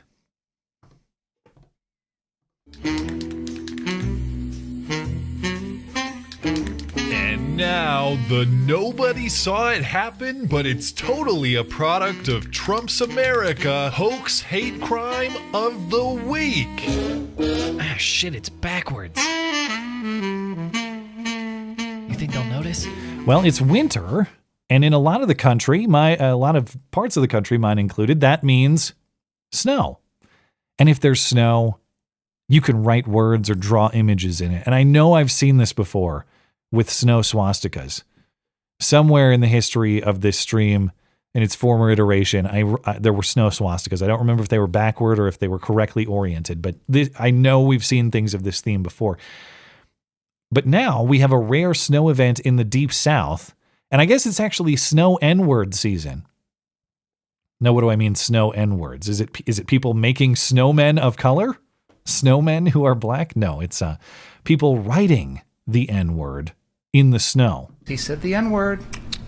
Or he stomped the N-word, I guess. Going around curb stomping American History X style until you spell out the N-word in the snow. There's a couple cases of that this week, actually, notably at Auburn University in Alabama. Campus security is investigating a racial slur written in the campus snow on Tuesday. An Auburn spokeswoman tells local media this behavior does not represent the values of Auburn University. Now, this snow slur was originally reported by Facebook post from someone called Tulani Jackson. Now, Jackson says a student was the first to see it outside of Sasnet Hall. The student does not wish to be identified. I can't imagine why.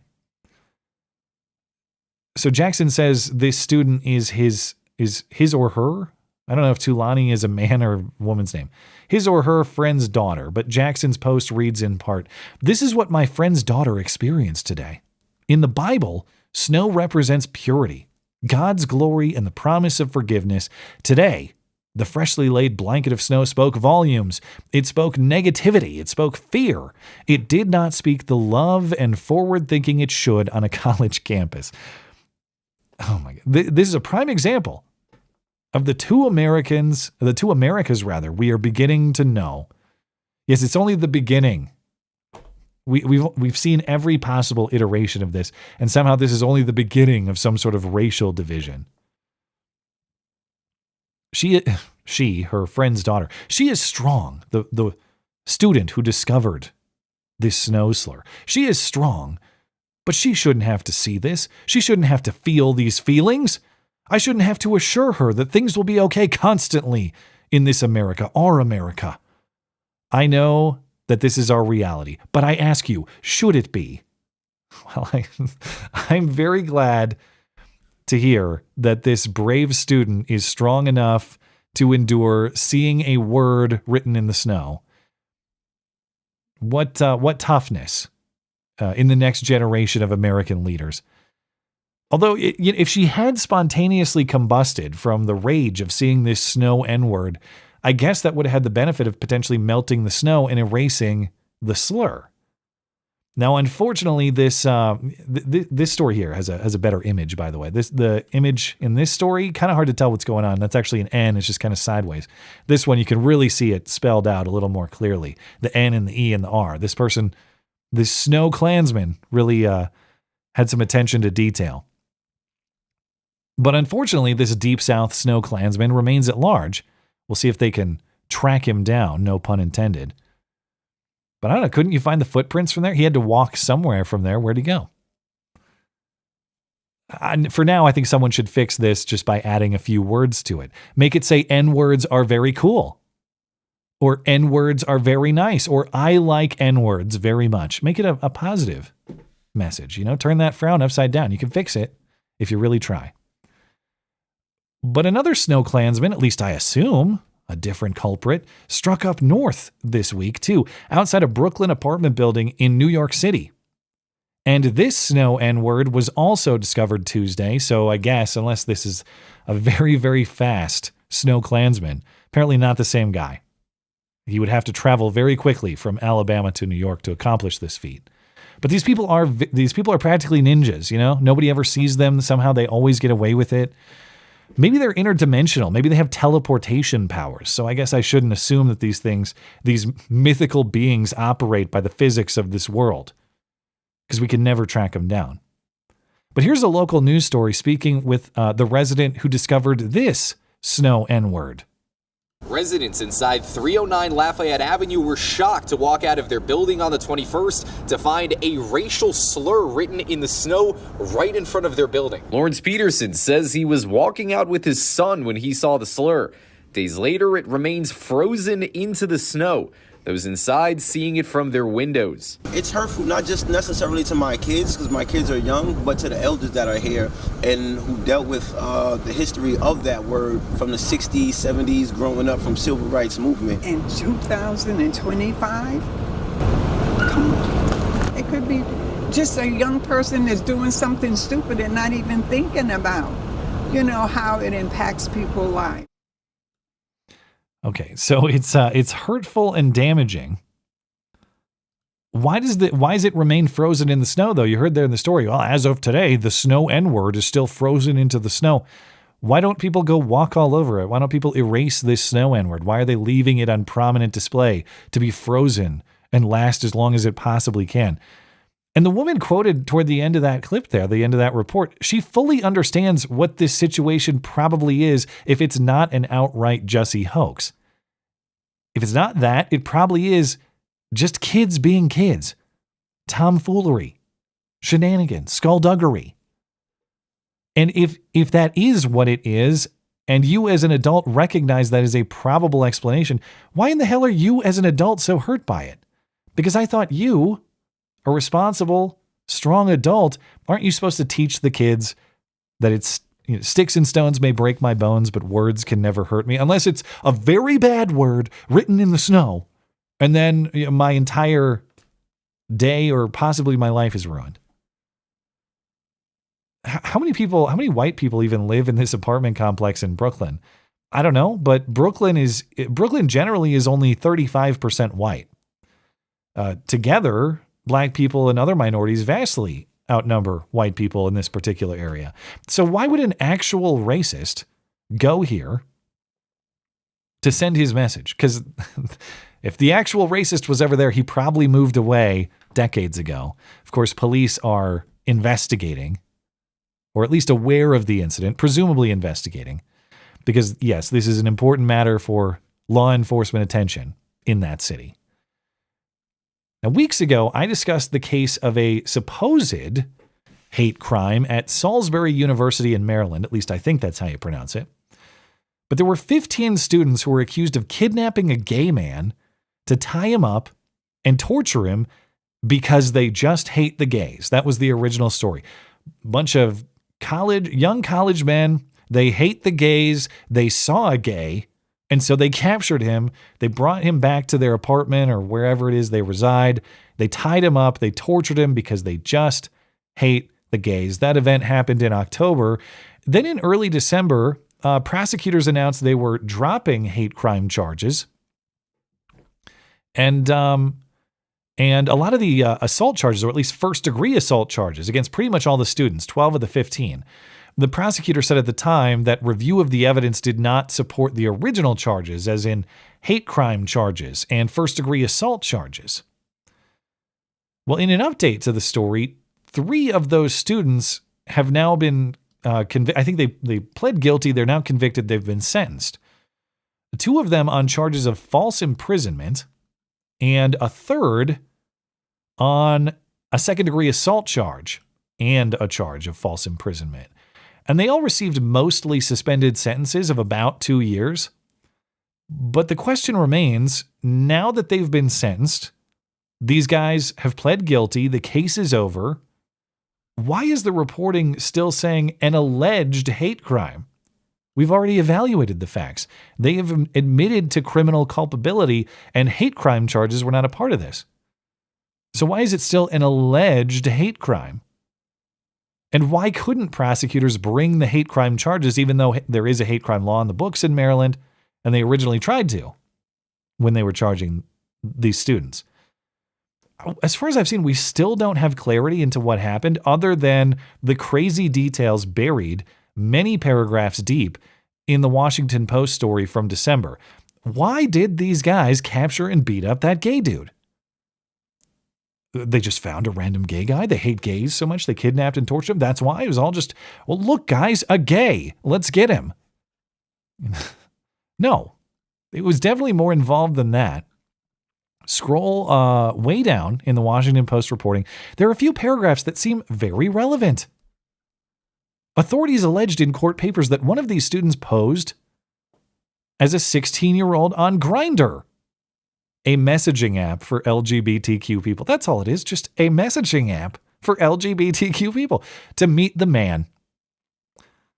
The student and the man then made plans to meet at an off-campus apartment for a sexual encounter on October 15th. And then a group of as many as 15 students surrounded the man, and when he entered the apartment they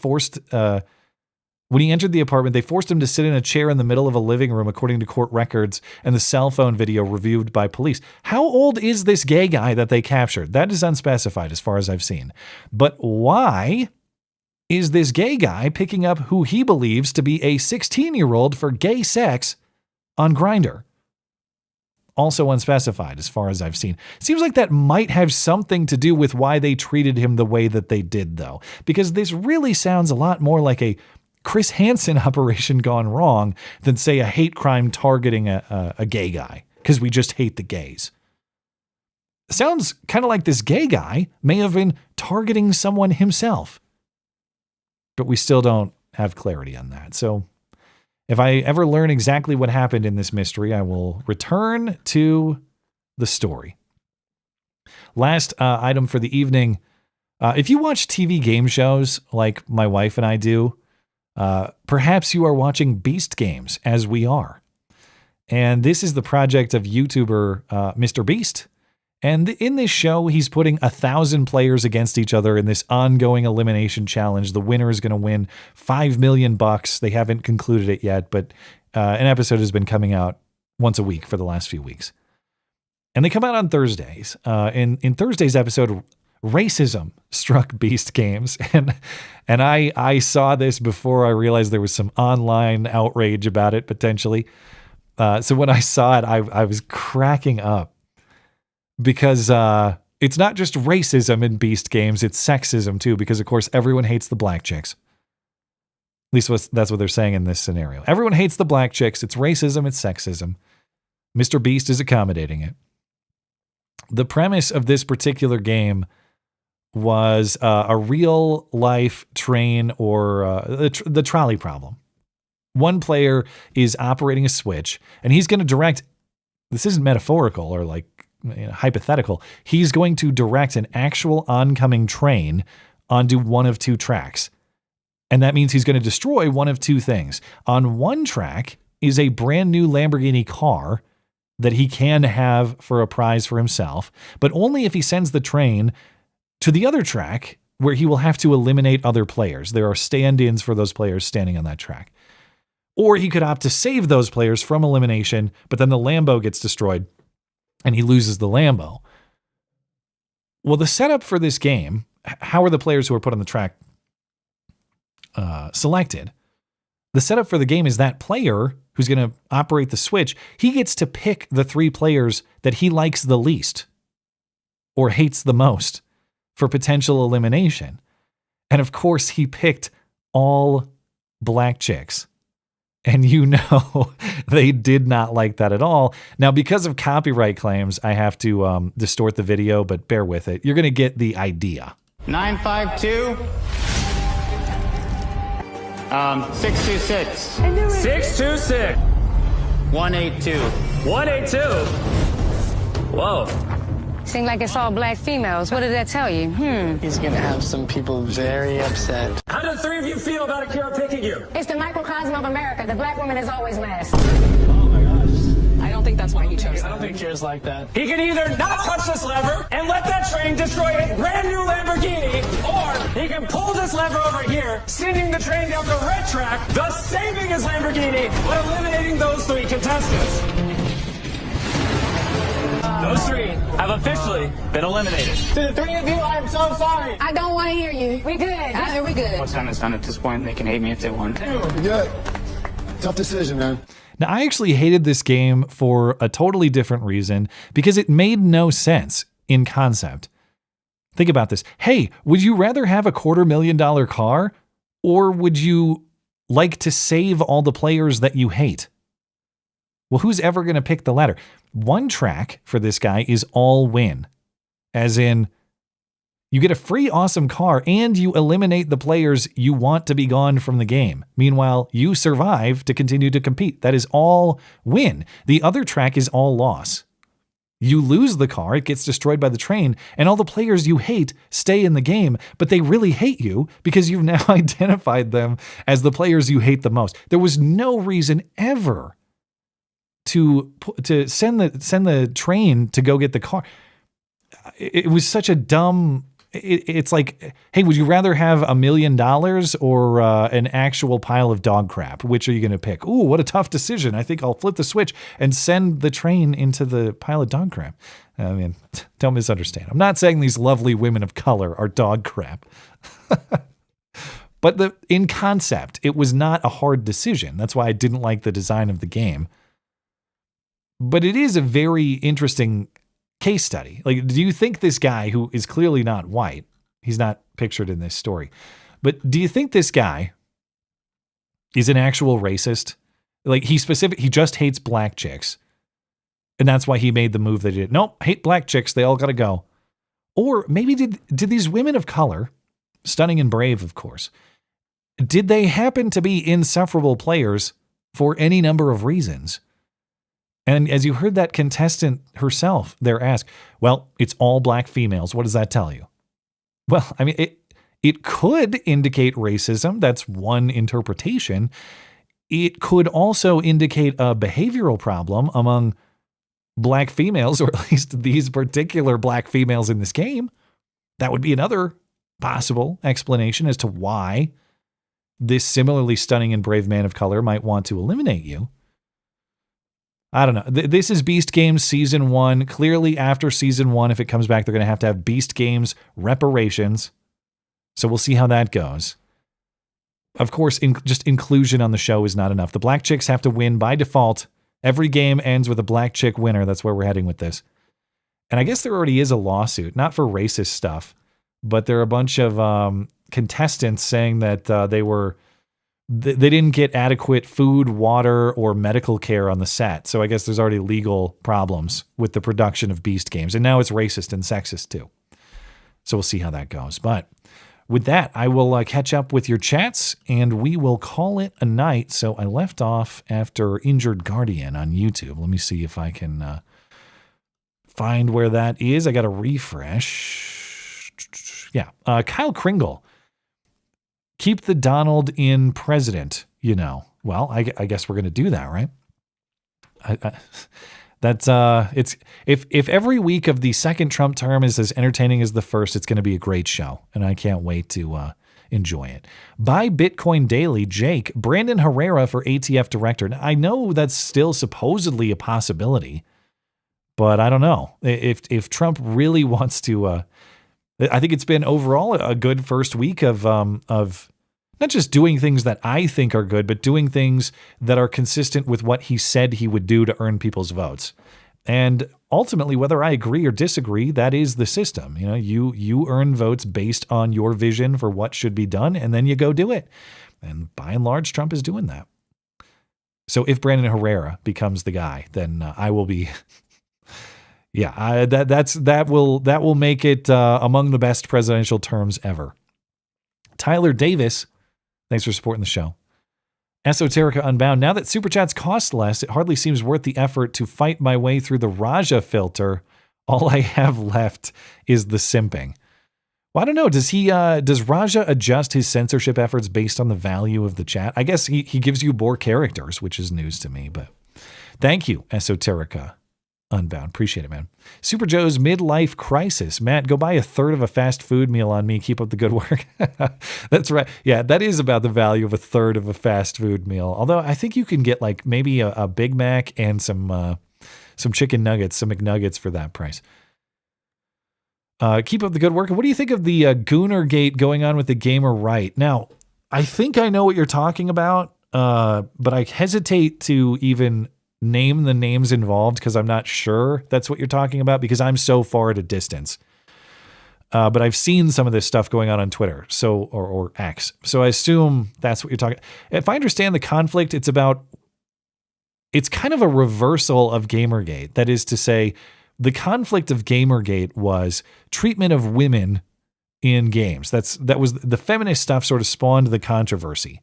Oh, these chicks are too hot, and that's disrespectful to women, so we need like frumpy lesbians in all our games now. And if I understand this conflict, it's sort of the other side of that the hot chicks in games, or the sexual themes, the lustful themes, are degenerate in nature and should not necessarily be a celebrated part of gaming culture. That is to say, you can make great video games that don't necessarily cultivate a degenerate, lustful, sexual type culture in that way.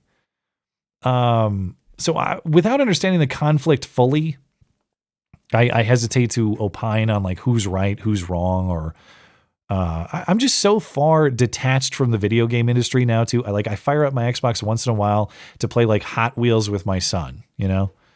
I'm not playing like the latest adult games, and I just don't know the directions the industry has gone with regard to those themes. I don't know. I'll just leave it at that, because anything I say beyond that is just dumb. Like I don't know the ins and outs of it. So we'll see. Video games, you know, unfortunately, I don't know. Maybe fortunately, it's kind of just part of my past life. But it's a great it's a great entertainment medium. So I don't say that dismissively. In the same way people love movies, they love books, they love video games are awesome in that way. And however it's achieved, I want to go back to the sort of the height of that, say 10 plus years ago, where I think the industry was really focused on making great games that had compelling characters, awesome stories, really great multiplayer experiences that were not censored by Xbox Live. And I hope for a revival of the video game industry, certainly. Nathan Simpson says, I've been seeing NG News that Trump did pardon pro-life activists as reported Byline's action. I saw that circulating. I don't know who specifically he pardoned, but I do know that, again, Merrick Garland and company have been awfully hostile to people who are committing non-violent acts of protest in and around abortion clinics. Not even in the general vicinity of. Nathan Simpson says, I saw reports from Live Action, a pro-life nonprofit, that Trump did pardon those pro-life activists. Yeah, I'll have to read more about it. And again, to the extent these people were abused by Merrick Garland's Justice Department, I welcome that news. Bob Terwilliger or Terwilliger.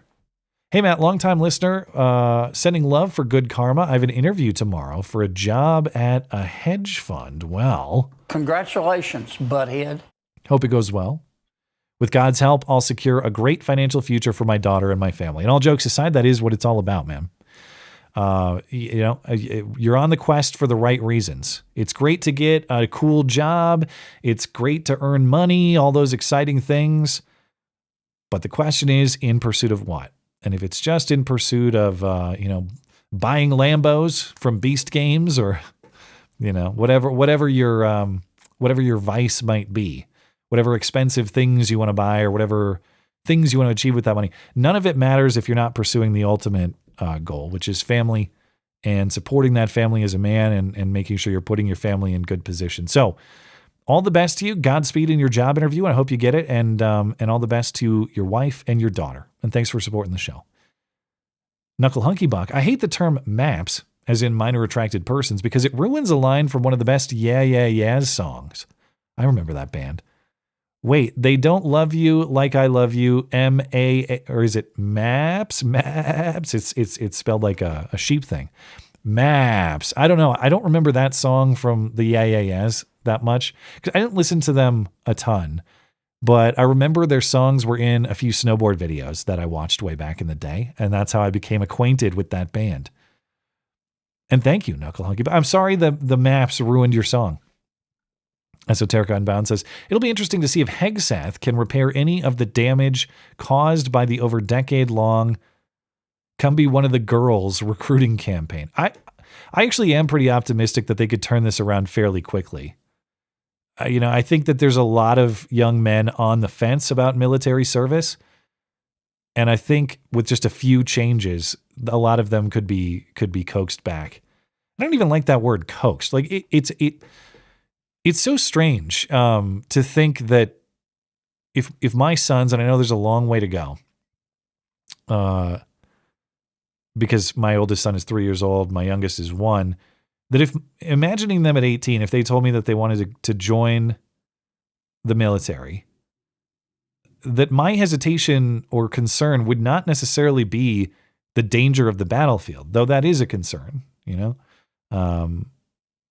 my bigger concern would be, at least currently, all of the propagandistic bullshit, all the political bullshit, all the ideological bullshit that exists within that organization now.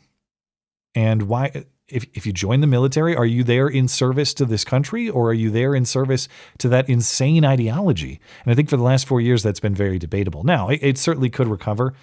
And of course, those go hand in hand. Like you think, why was the Afghanistan withdrawal such a catastrophe? Well, because these people are focused on other nonsense things rather than military readiness, rather than making sure that the mission is handled the way it ought to be to ensure the safety of our guys and to ensure that we're not just leaving like an insane power vacuum that's armed with all our old stuff. So when I talk about like the ideological corruption and the physical danger of being in the military, a lot of those things go hand in hand. But it is strange to think like, I don't have military experience myself, so it's hard. I don't have that to rely on. But if I was concerned for my sons, it's a lot of the ideological bullshit over the realities of war. Because of course, if my sons decided to face the danger of combat or any other role, I have an admiration for that. That's a risk that I did not take on myself, and anybody who's willing to take on that risk, I have a lot of respect and admiration for. So anyway, I get lost in those sorts of thoughts. Like, how crazy is it that you worry more about the insanity of the ideology than the physical danger itself? Esoterica Unbound. Like so much of what the media claims, the idea federal workers fear for their jobs is BS. They're effectively unfireable, and they all know it. If they fear anything, it's just timeliness for their next promotion. Yeah. Well, and they got all these allies in media who are willing to just propagandize all of this nonsense as though they're victims. It's like, you guys had cushy jobs on our backs for years and decades. Like, if your job goes away or you get fired, I'm not such a bad guy that I'm happy that I'm cheering, even though I did technically hit the good button. Good. But the reality is, everybody in any real world scenario, your job could be deleted tomorrow by any number of factors, and that's called normal life for the rest of us. And I'm tired of federal employees complaining about that.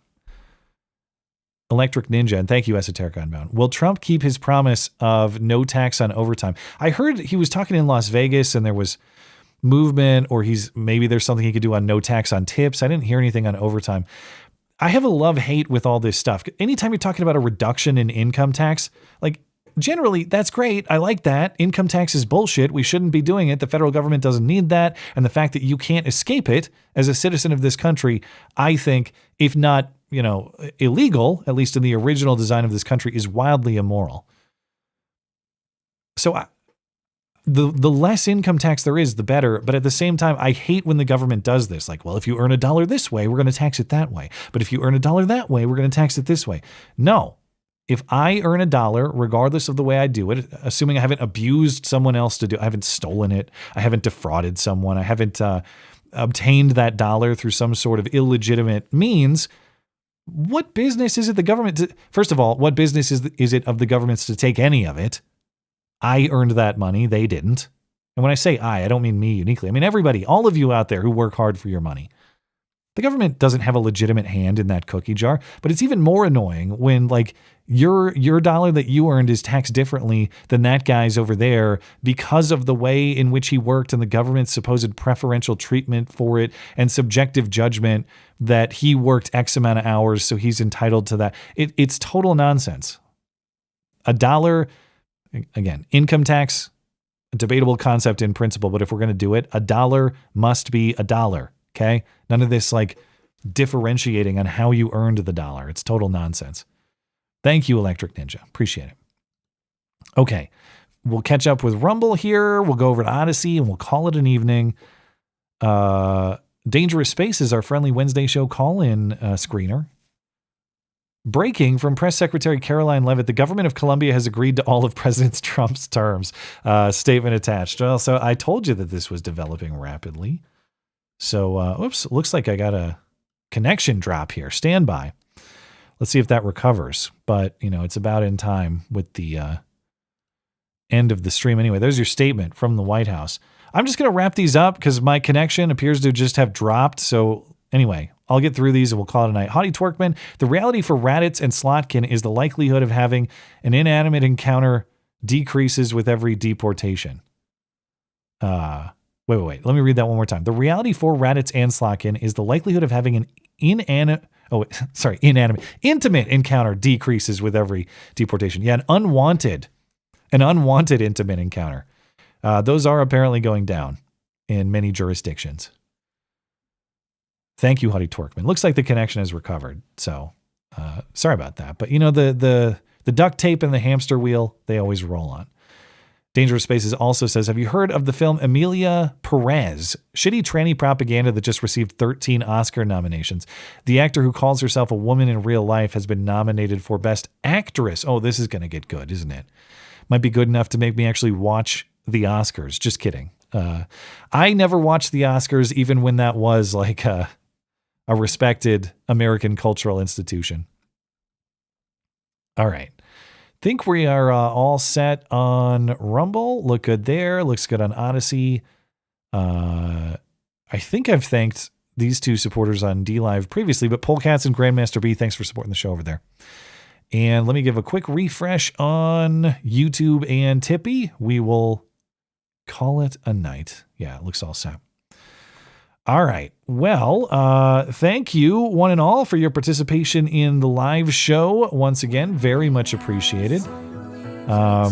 If you're listening on demand later, thank you kindly as well for supporting the show. It's very much appreciated. Thanks to my guest tonight, Jon Patton. Find him and The Gun Collective at theguncollective.com. It's linked at the top of the description for you. Thanks to the aforementioned producer Tim for his help this evening and pretty much every evening as well. If you'd like to find more to listen to, check out the podcast page of my website, mattchristiansenmedia.com/podcasts. You can find not just the video show, but also the audio show if you prefer audio podcast listening. Anything else show related, mattchristiansenmedia.com is where you find it, or mattis.gay if you prefer brevity. I'm back on Sunday and Wednesday nights. Have a great night and a great week.